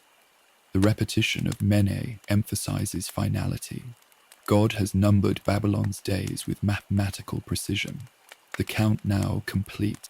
Tekel, from the root meaning to weigh, evokes the scales of justice, finding Belshazzar morally deficient, his character too light to balance royal responsibility. Peres, the singular of Upharsin, meaning divided, contains wordplay with Persia. The kingdom will be divided and given to Medes and Persians. The economic terminology, numbering, weighing, dividing, suits the commercial capital where everything has price, except wisdom to read heaven's accounting. Even as Daniel speaks, Persian forces under Gobrias execute Cyrus's masterful strategy. The Euphrates, Babylon's defender and life source, becomes the avenue of conquest. Persian engineers, working upstream, divert the river into an ancient overflow channel, dropping water levels beneath Babylon's walls. The bronze gates that normally prevent passage beneath the walls hang uselessly above the reduced flow. Persian troops wade through knee-deep water in darkness, entering the city through its own river defenses. The impregnable walls stand intact but irrelevant, bypassed through engineering that transforms strength into vulnerability. The city's capture unfolds with surreal quietness. Most Babylonians sleep unaware, the feast's noise masking any sounds of invasion. The Persian forces, under strict orders to minimize destruction, move through streets encountering no resistance from citizens who don't yet know their empire has ended. Guards at the palace, drunk from participating in the feast's edges, offer token opposition before fleeing or surrendering. The transition from Babylonian to Persian control occurs so smoothly that markets open normally the next morning, merchants discovering new management only when different soldiers patrol familiar streets. Belshazzar dies that night, though accounts differ on specific circumstances. Murdered in his bed, killed defending the palace, executed after capture. His death fulfills the writing's immediate prophecy, while his kingdom passes intact to new ownership. Nabonidus, returning from Arabian exile, surrenders without fighting, ending the Neo-Babylonian Empire not with apocalyptic destruction, but administrative transfer. Cyrus, styling himself liberator rather than conqueror, maintains Babylon's institutions while changing their leadership. The priests of Marduk, alienated by Nabonidus's heterodox theology, welcome Persian respect for traditional religion. The writing on the wall enters human consciousness as archetypal moment, when divine judgment interrupts human celebration. The phrase transcends its biblical origin, becoming universal metaphor for ignored warnings suddenly made undeniable. Every tottering regime sees ghostly fingers tracing its doom. Every feast held while enemies gather invites supernatural interruption. The image's power lies in its combination of specific detail: the fingers, the lampstand, the white plaster, with universal meaning comprehensible across cultures and centuries. For Babylon itself, this night marks transformation rather than termination. The city continues under Persian rule, maintaining commercial importance while losing political independence. The walls Nebuchadnezzar built stand useless, conquered by water rather than assault. The intellectual traditions continue as Persian kings patronize Babylonian astronomy and mathematics. Yet something essential dies with Belshazzar: the idea of Babylon as world capital, as divinely chosen city whose local god commands universal authority. After this night, Babylon becomes provincial city in others' empires, its glory remembered rather than renewed. The Jewish interpretation of events, preserved in Daniel and elaborated through centuries of commentary, sees divine justice for Jerusalem's destruction finally executed. The temple vessel's sacrilegious use precipitates immediate retribution, suggesting supernatural protection even for scattered sacred objects. Cyrus becomes divine instrument, his Persian conquest serving Jerusalem's god, despite his own Zoroastrian beliefs. This theological reading transforms military defeat into moral victory, finding meaning within political catastrophe that secular history records as merely another imperial transition. The feast's end comes with dawn rather than climax. As sunrise illuminates the writing that darkness made luminous, servants discover their king's corpse and their city's new management. The 1,000 lords who toasted Babylonian invincibility wake to Persian sovereignty. The golden vessels return to storage, awaiting Cyrus's decree that will send them back to Jerusalem. The musicians and dancers who entertain the empire's final celebration seek new patrons. The wall that received heaven's message stands blank again, its plaster unmarked but its warning eternal. Human power exists on divine sufferance. Pride invites reversal, and judgment arrives on its own schedule, often at the very moment when security seems most certain. The sunrise that reveals Belshazzar's corpse also illuminates Persian banners already flying from Babylon's watchtowers. The transition so smooth that priests preparing morning sacrifices must inquire whether they serve new masters or whether last night's wine spawned collective nightmare. Cyrus the Great, still encamped outside the walls he has rendered irrelevant, receives reports of bloodless victory with satisfaction tempered by awareness that conquering Babylon physically proves simpler than absorbing what Babylon represents: 5,000 years of accumulated civilization that has outlasted every previous conqueror. The engineering triumph that delivered Babylon exemplifies Persian pragmatism, replacing Babylonian grandiosity. When Nebuchadnezzar built walls reaching heaven, Cyrus digs channels redirecting rivers. The Euphrates diversion, accomplished over months of patient labor while Babylonian attention focused on defending traditional approaches, represents new form of warfare prioritizing intelligence over force. Persian engineers, studying irrigation maps captured from outlying territories, recognized that Babylon's greatest strength, its river defenses, could become fatal weakness through hydraulic manipulation. The river that fed the city's life could, temporarily relocated, open its heart to conquest. Cyrus himself enters Babylon on October 29, 539 BC, 20 days after its capture, allowing time for administrators to establish order before ceremonial arrival.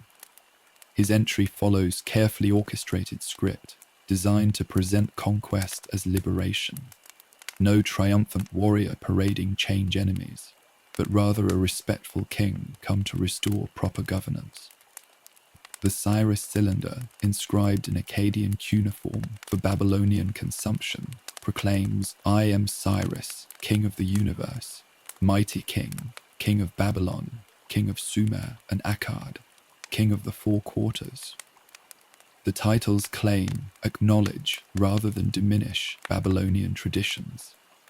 The cylinder's text, discovered by archaeologists 2 millennia later, reveals sophisticated propaganda presenting Persian conquest within Babylonian theological framework. Marduk himself, disgusted by Nabonidus's impiety, searched all countries for a ripest ruler, choosing Cyrus to restore proper worship. The Persian king thus arrives not as foreign conqueror, but as Marduk's chosen instrument, more legitimate than native rulers who abandoned traditional religion. This narrative, whether cynical manipulation or genuine belief in divine mission, provides ideological framework for peaceful transition that benefits both conquerors and conquered. The contrast with previous conquests could not be starker. Where Assyrians mounted heads on stakes, Persians guarantee personal safety. When Nebuchadnezzar deported populations, Cyrus promises repatriation. Where Babylonian kings imposed religious uniformity, the Persian proclaim universal toleration. "I allowed all to dwell in peace." This revolutionary policy, extending throughout Persian domains, transforms empire from extraction mechanism to administrative framework permitting cultural diversity within political unity. The pragmatic calculation satisfied subjects pay taxes more reliably than resentful slaves, produces humanitarian outcomes regardless of motivation. For Babylon's Jewish community, Cyrus represents messianic deliverer beyond their most optimistic prayers. The edict permitting return to Jerusalem and temple reconstruction fulfills prophecies that sustained hope through 50 years of exile. Yet the response reveals how thoroughly Babylon has transformed its captives into established diaspora. When the call comes to return and rebuild, many choose to remain in comfortable exile rather than face arduous pioneering in provincial ruins. The business archives document Jewish merchants too invested in Babylonian commerce to abandon profitable enterprises for uncertain restoration. Those who do return carry more than permission and temple vessels. They transport Babylonian influence that will permanently shape Judaism.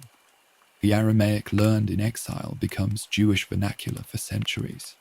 The calendar adopted from Babylonian astronomy structures religious time. The emphasis on textual study, developed when temple sacrifice was impossible, continues alongside restored ritual.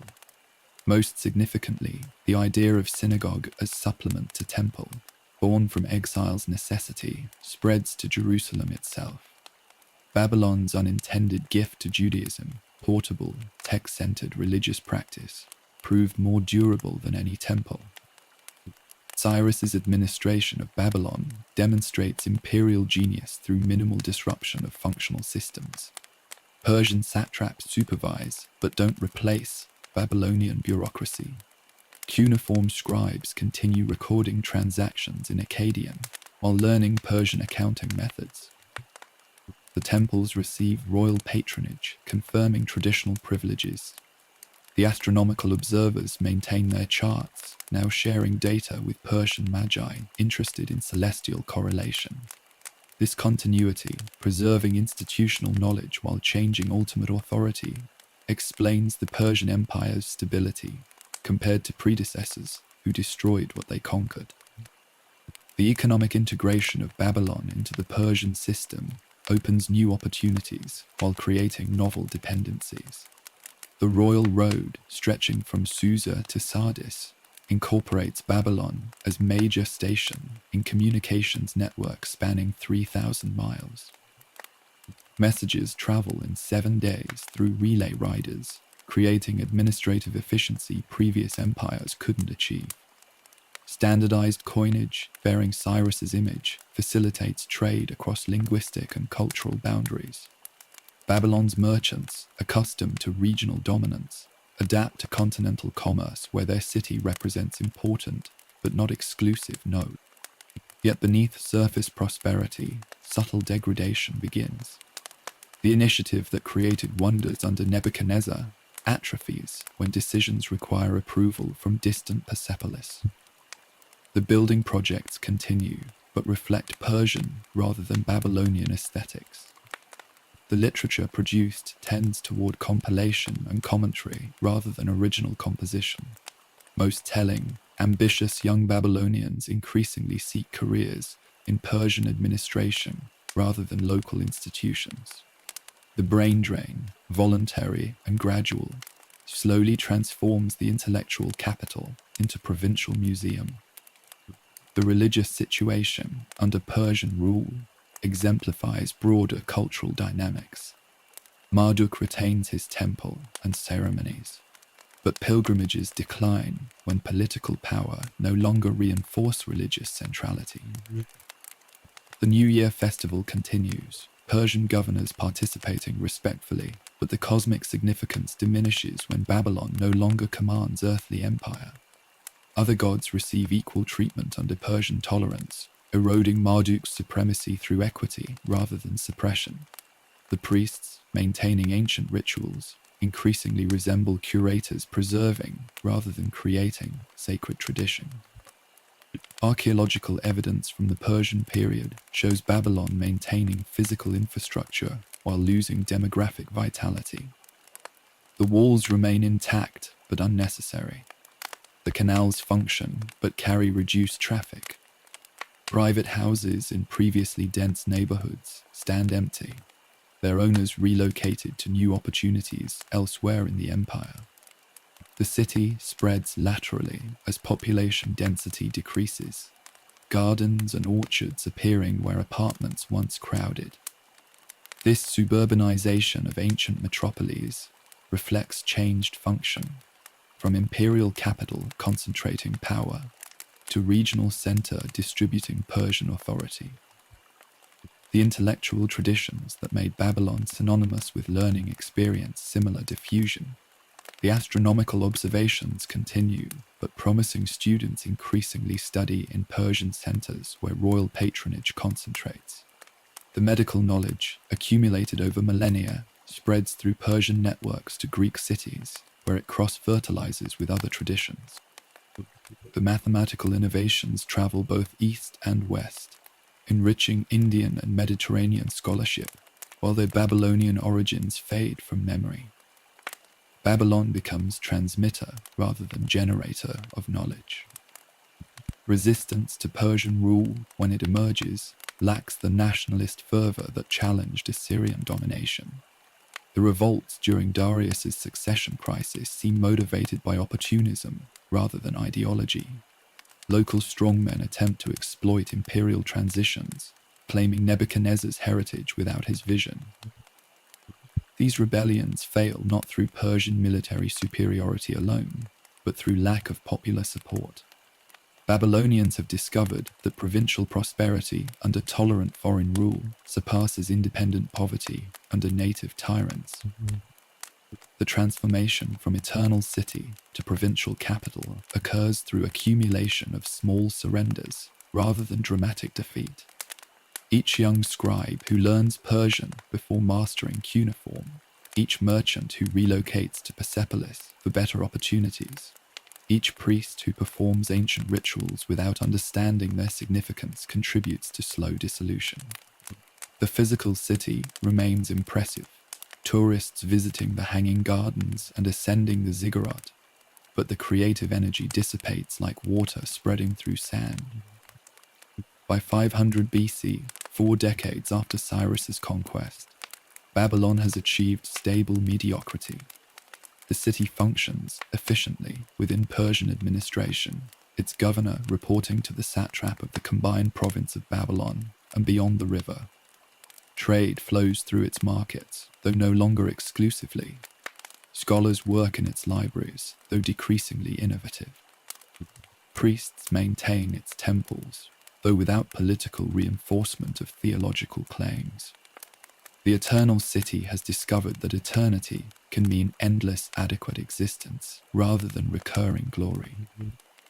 The conquest that began with engineering cleverness and concluded with administrative absorption demonstrates empire's evolution from destruction to incorporation.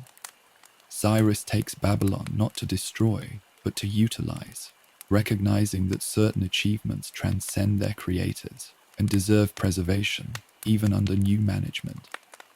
Yet this respectful conquest, precisely because it preserves forms while draining vitality, inflicts deeper damage than Sennacherib's brutal annihilation. Babylon will rise from ashes, but struggles to escape comfortable decline.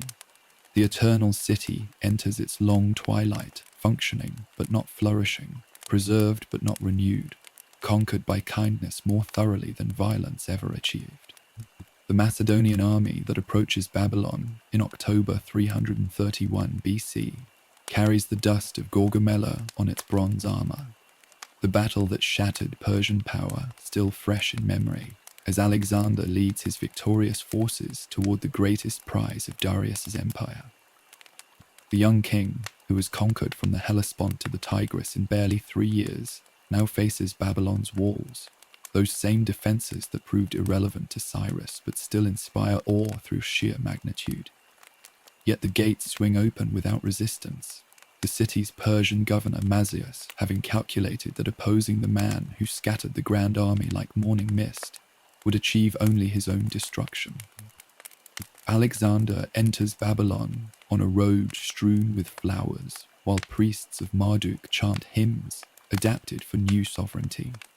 The Babylonians, practiced in welcoming conquerors, orchestrate reception that surpasses even Cyrus's carefully staged arrival.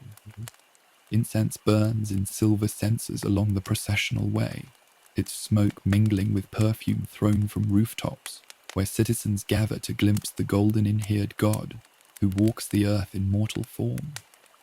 The young king, still weeks from his 25th birthday, receives these honors as his due, while his Macedonian veterans marvel at urban splendor exceeding their rustic homeland's imagination. The palace of Nebuchadnezzar becomes Alexander's residence, its throne room where Belshazzar's superior writing, now hosting the man who claims descent from Achilles and divinity from Zeus Ammon. Here Alexander conceives plans that dwarf even his previous ambitions.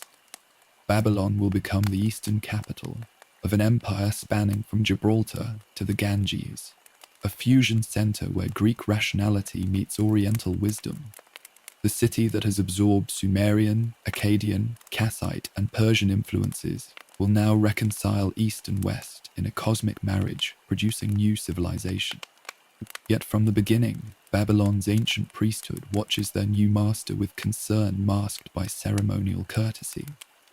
The astronomical diaries, daily records maintained for centuries, note troubling omens attending Alexander's residence. A deformed child born near the palace, interpreted as warning of monstrous rain. Earthquakes crack the ziggurat's upper levels, despite calm weather. Most disturbing, during Alexander's absence on campaign, a madman enters the throne room and seats himself on the royal throne, claiming voices commanded him to warm the seat for death's arrival. The guards who seize him hear only laughter as they drag him to execution. Alexander departs Babylon after a month, driven by restless energy to complete Persian conquest and push beyond into India's mysteries. For 8 years he campaigns across impossibilities, through Gedrosian deserts that devour armies, over Hindu Kush peaks that scrape heaven, across Indian rivers hiding war elephants. His companions plead for rest while he dreams of circumnavigating Africa, of reaching the world's edge where ocean embraces all land. Yet always Babylon draws him back, the administrative center where Persian gold finances Macedonian ambition, where reports arrive from an empire too vast for single comprehension. The army that returns to Babylon in spring 323 BC bears little resemblance to the disciplined phalanx that first entered 8 years earlier. Indian wives march beside Macedonian husbands in mass weddings aftermath. Persian nobles serve as companion cavalry alongside boyhood friends from Pella. The king himself wears Persian dress, demands Oriental prostration, speaks of brotherhood between nations, while his original followers mutter about barbaric contamination. Babylon must reconcile these tensions, serving as crucible where Alexander's vision of cultural fusion either customizes or combusts. The omens intensify with the conqueror's return. Chaldean astronomers, reading celestial movements with skill predating Greece by millennia, petition Alexander to avoid Babylon, suggesting the stars mandate fatal conjunction.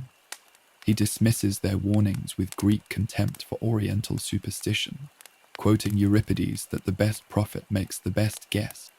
Yet, when attempting to enter through the western gate as they advise, marshy ground floors a circuitous route through the eastern entrance they specifically warned against.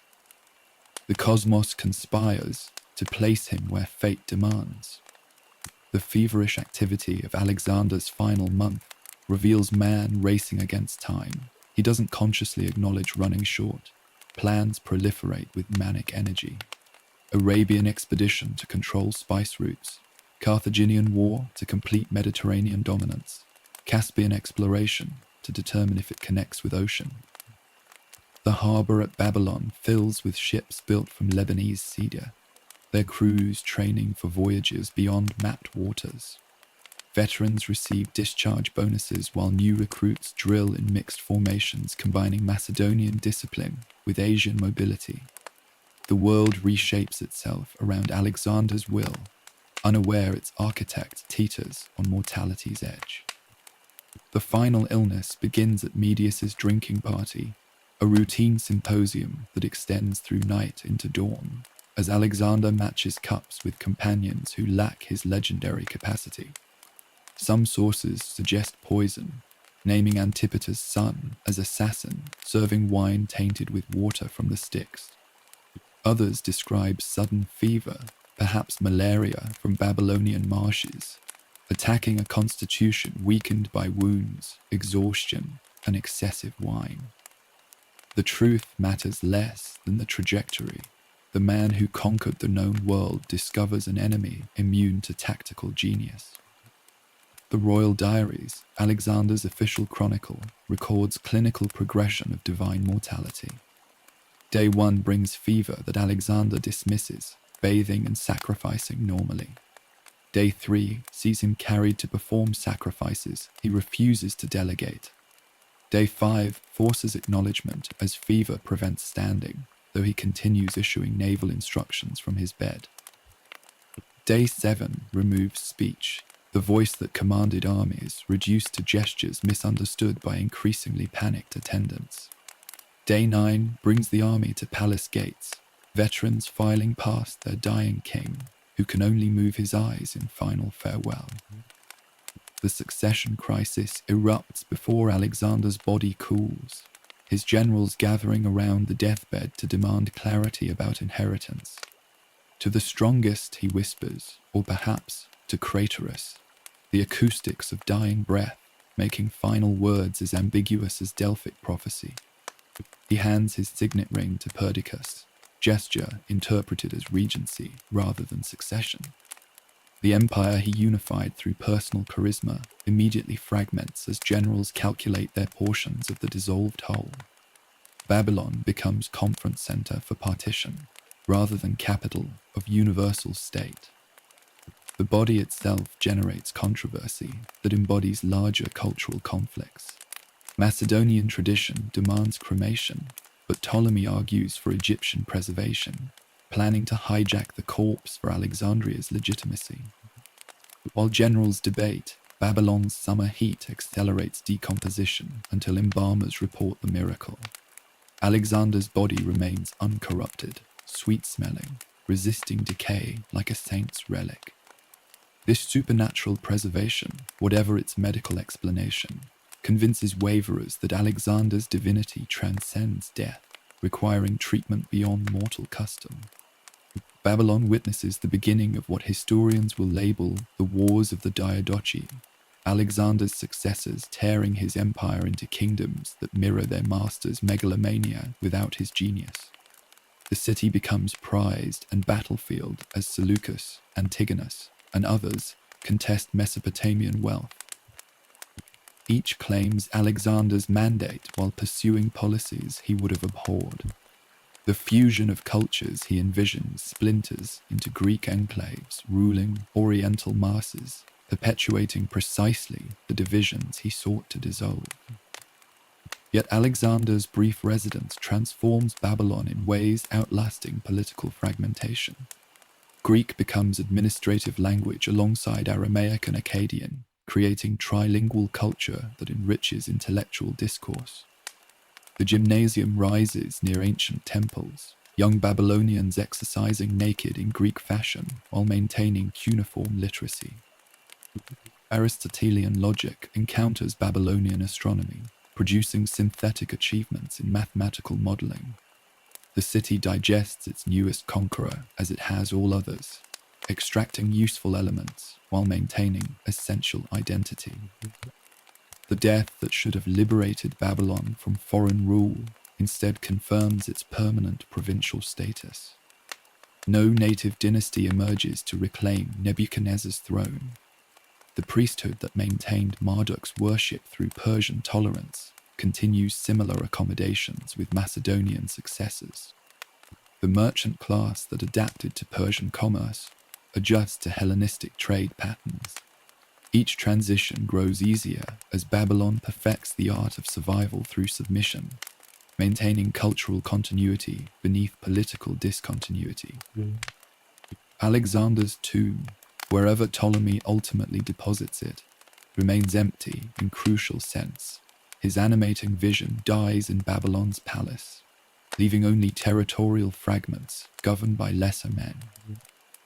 The cosmic city he imagined, reconciling all humanity's wisdom traditions, exists nowhere except perhaps in Babylon's layered reality, where Syrian merchants translate Greek philosophy into Aramaic for Indian traders paying with Persian coins.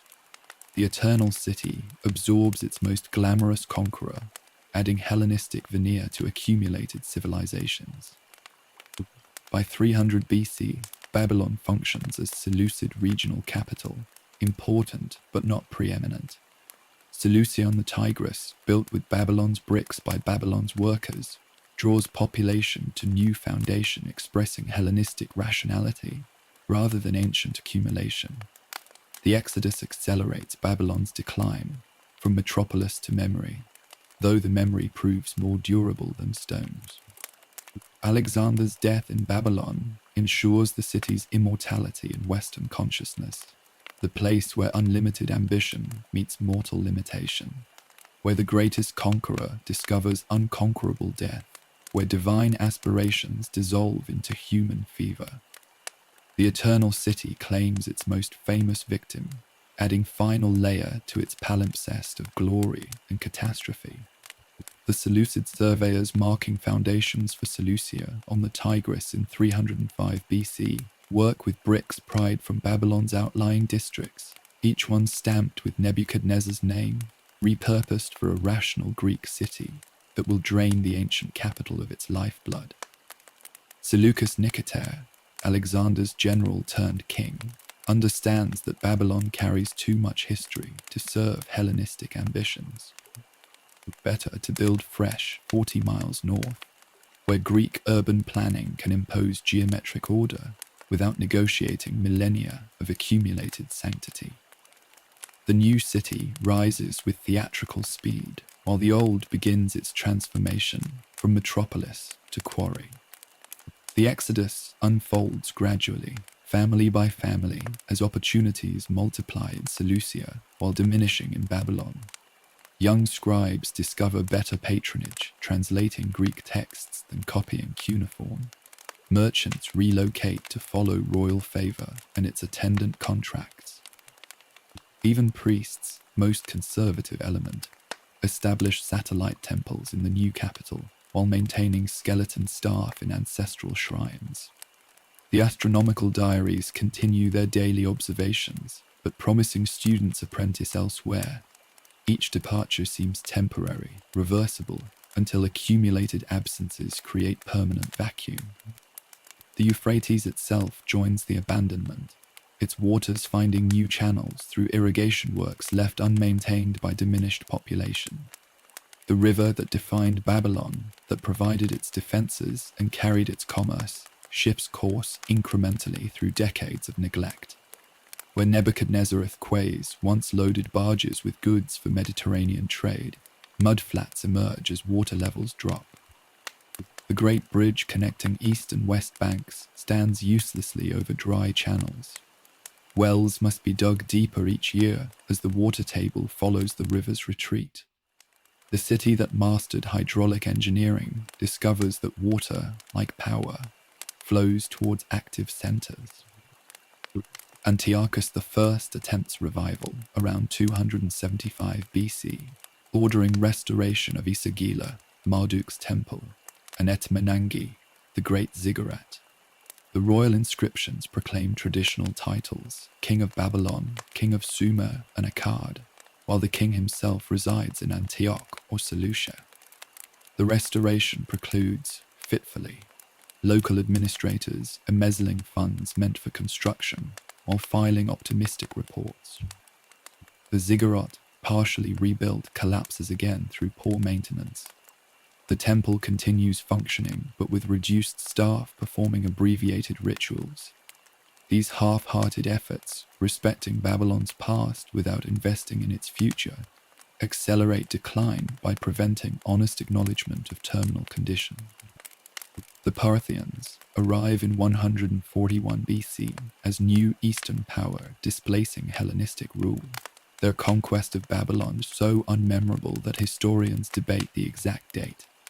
These Iranian horsemen, lacking Alexander's vision or Cyrus's administrative genius, treat Mesopotamia as revenue source rather than cultural treasure. Babylon briefly serves as Western capital for Parthian kings who appreciate its strategic location without understanding its spiritual significance. The palace of Nebuchadnezzar, already crumbling, receives crude repairs that stabilize structures while destroying architectural harmony. The hanging gardens, if they still existed, finally disappear as irrigation systems fail permanently. Strabo, writing in the 1st century BC, preserves a Greek visitor's impression. The great city has become a great desert. He describes temples roofless and empty, palaces inhabited by owls and bats. The great walls mining operations where locals sell bricks to whoever pays. The theatre built by Alexander's successors hosts no performances. The gymnasium stands empty of athletes. The agora where Greek merchants once haggled serves as sheep pasture. Most poignantly, illiterate shepherds camp in the ruins of libraries that once preserved humanity's accumulated wisdom, using cuneiform tablets as building material for temporary shelters. The intellectual tradition expires through dispersal rather than destruction. The last astronomers, maintaining observations their predecessors began 2 millennia earlier, produced final dated tablets in 75 AD.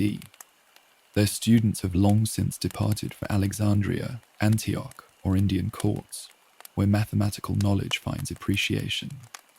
The medical practitioners relocate to cities with patients able to pay. The tradition of Babylonian law, source of legal thinking from Hammurabi forward, survives only in derivative forms adapted by other cultures.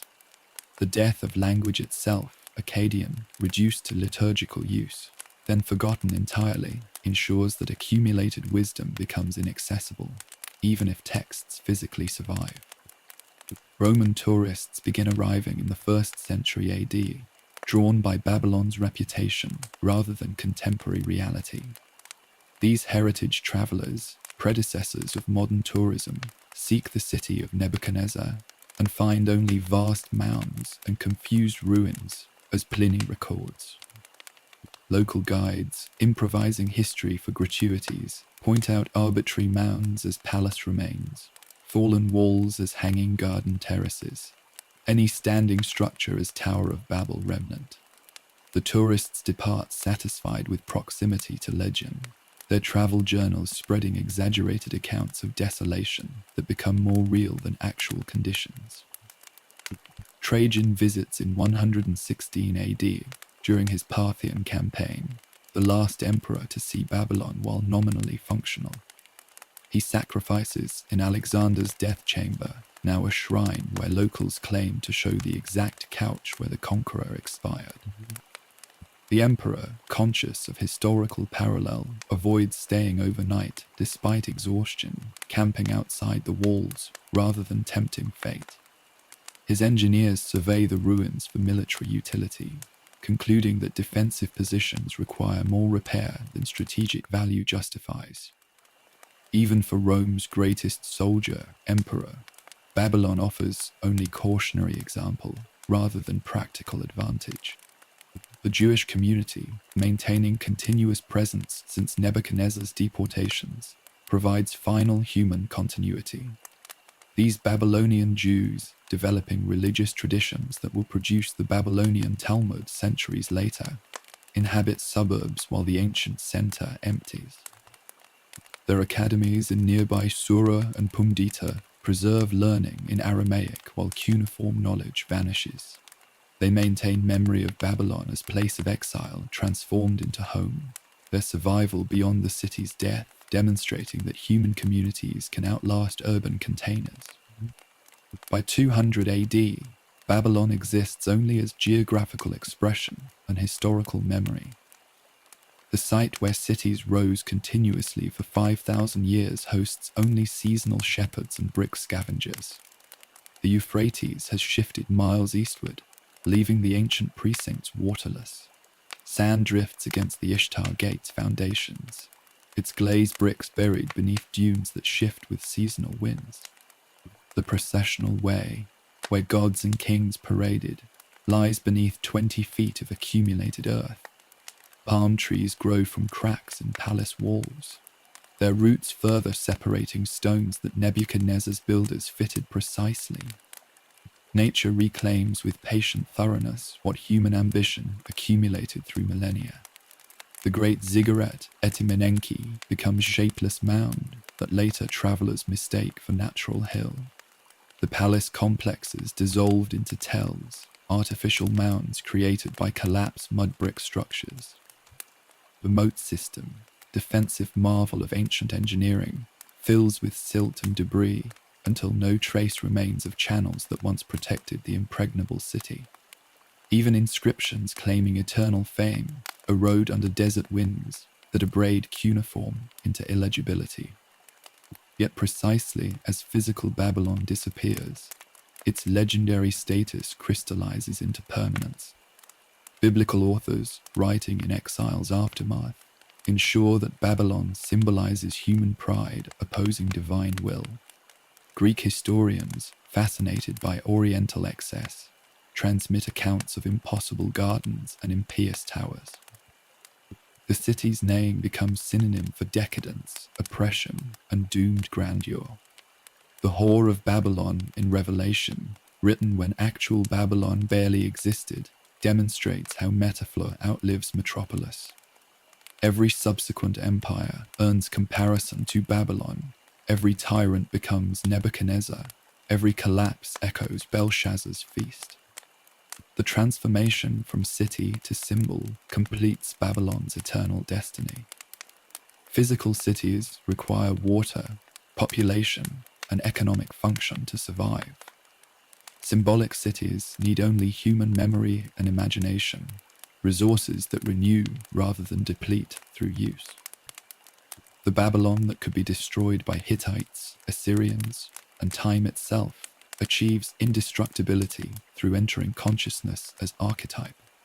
Artists who never saw Mesopotamia paint the Tower of Babel. Poets who couldn't locate the Euphrates on maps compose odes to Babylonian captivity.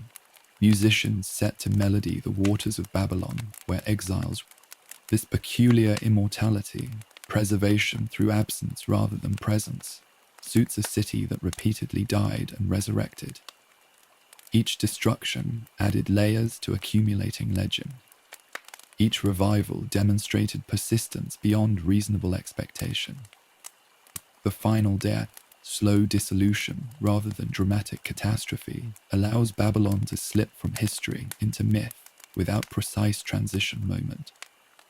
Visitors seeking the city find only traces, but humanity seeking symbols of ambition, achievement, and apocalypse finds Babylon eternally available. The last dated economic tablet from Babylon records the sale of a small plot of land in 275 AD, the final whisper of commercial activity in what was once the world's marketplace. After this silence, broken only by wind through ruins, an occasional archaeological spade, the eternal city achieves its paradoxical destiny, more present as memory than it ever was as place, more powerful as warning than it ever was as empire, more eternal as imagination than stones could ever be. In death, Babylon finally becomes what its builders always claim, the gate between heaven and earth, though now that portal exists in human consciousness rather than Mesopotamian mud. The shepherds who graze their flocks among Babylon's mounds in 2024 follow paths worn by 5,000 years of human ambition, their sheep browsing where Hammurabi proclaimed law, where Nebuchadnezzar built wonders, where Alexander breathed his last. These modern Iraqis, checking mobile phones while tending animals, embody the strange continuities and discontinuities that define Babylon's afterlife.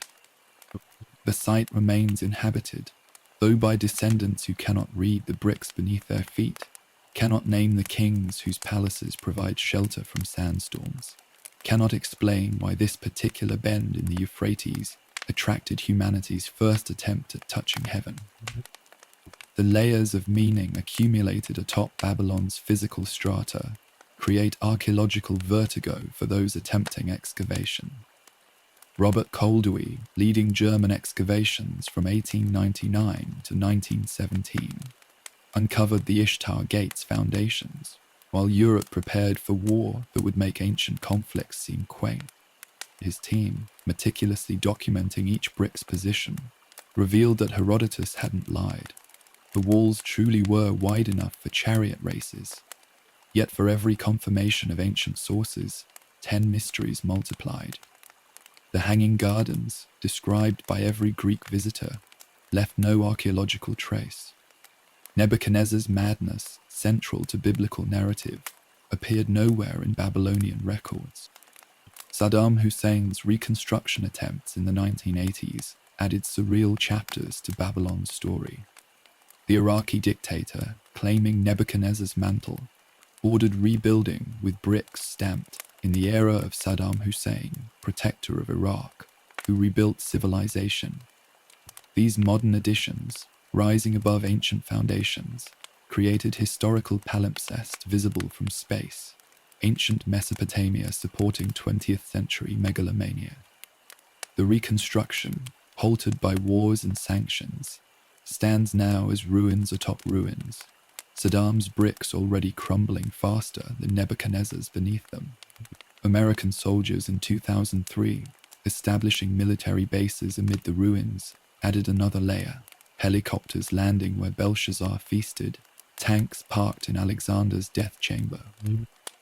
The Babylon recovered by archaeology proves both more and less impressive than legend suggested. More because the scale defies ancient technological limitations. The Ishtar Gate's foundations extend 40 feet below ground level. The palace complex covers areas exceeding many modern cities. Less because patient excavation reveals human achievement rather than divine intervention.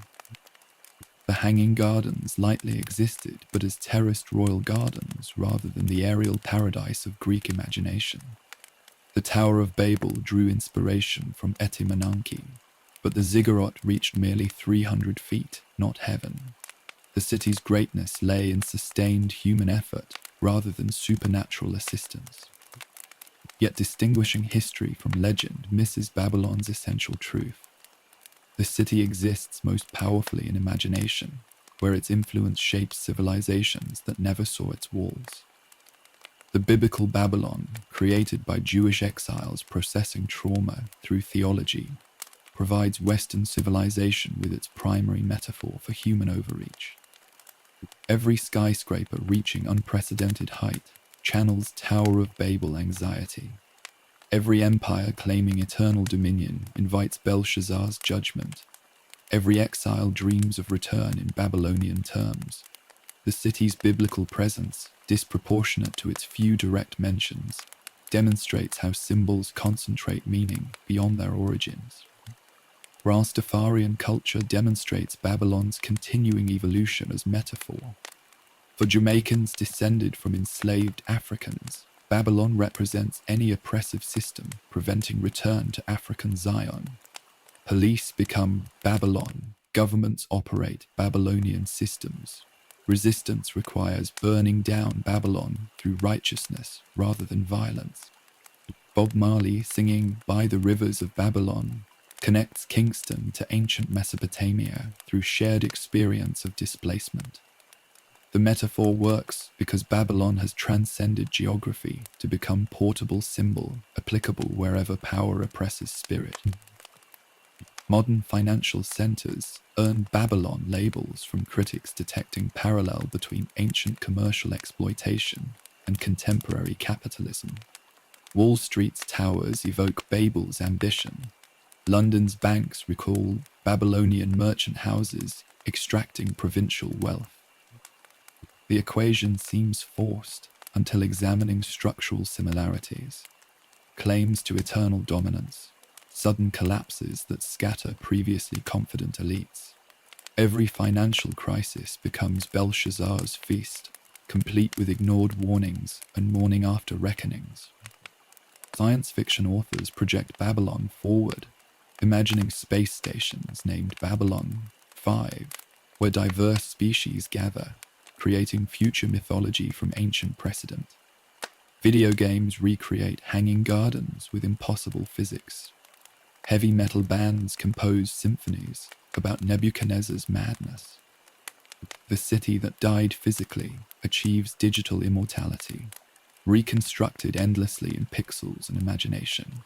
Each recreation adds interpretive layers, making Babylon simultaneously more familiar and more strange, more accessible and more mysterious. The archaeological site itself, designated UNESCO World Heritage in 2019, faces preservation challenges that echo its historical cycles. The Euphrates, whose shift eastward contributed to ancient abandonment, now threatens to undermine excavated foundations through rising water tables. Salt crystallization, accelerated by irrigation changes, crumbles exposed bricks faster than conservators can stabilize them. Islamic State threats in 2014 nearly added another destruction to Babylon's collection. Though the site survived through insignificance, terrorists found more propagandistic targets than eroded mounds. Visitors today find Babylon simultaneously overwhelming and underwhelming.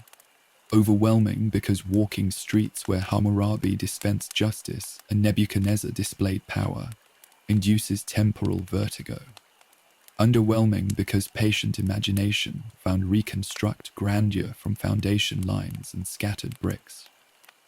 The replica Ishtar Gate in Berlin's Pergamon Museum, assembled from original glazed bricks, provides better sense of Babylonian splendor than the actual site where only foundations remain. This displacement of Babylon, more present in museums than Mesopotamia, continues the pattern of dispersal that defines its afterlife. What draws humanity repeatedly to this particular confluence of rivers and ambition? Perhaps Babylon represents our first collective attempt at permanence, the inaugural effort to build something outlasting mortality. The failure was inevitable. Entropy conquers all human construction, but the attempt remains magnificent. Every civilization since measures itself against Babylon's achievement and fall. We build our towers knowing they will crumble, accumulate our wealth knowing it will disperse, proclaim our eternities knowing they expire.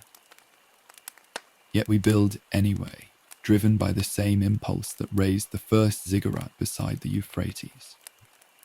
The eternal city achieves its promise through transformation rather than persistence. Physical Babylon lies ruined beyond meaningful restoration. Political Babylon ended with ancient empires, but symbolic Babylon grows stronger through accumulating interpretations. Every generation discovers new warnings in its fall, new inspiration in its ambition, new relevance in its example. The city between rivers becomes the city between past and future, between achievement and warning, between history and myth. In this sense, Babylon remains what it always claimed, the gate of God, the connection point between human ambition and divine limitation. We pass through this gate not by climbing ziggurats but by contemplating the ruins, learning what remains possible within mortal constraints. The shepherds grazing flocks among the mounds perform unconscious philosophy, demonstrating life's continuation amid empire's debris. Their sheep paths trace new patterns over ancient streets, writing ephemeral scripts that tomorrow's wind erases, adding their small passage to the accumulated crossings that make this bend in the river eternal. Babylon endures because we need it to endure, need its warning against hubris, its inspiration toward greatness, its demonstration that nothing built by human hands achieves permanence except through transformation into memory and meaning. The mud bricks crumble, the rivers shift course, the languages die, but the name survives, spoken in tongues Nebuchadnezzar never heard, carrying significance he never intended. In the end, Babylon triumphs over time, not through monuments but through metaflow, not through power but through poetry, not through lasting but through leaving. The eternal city is dead. Long live the eternal city.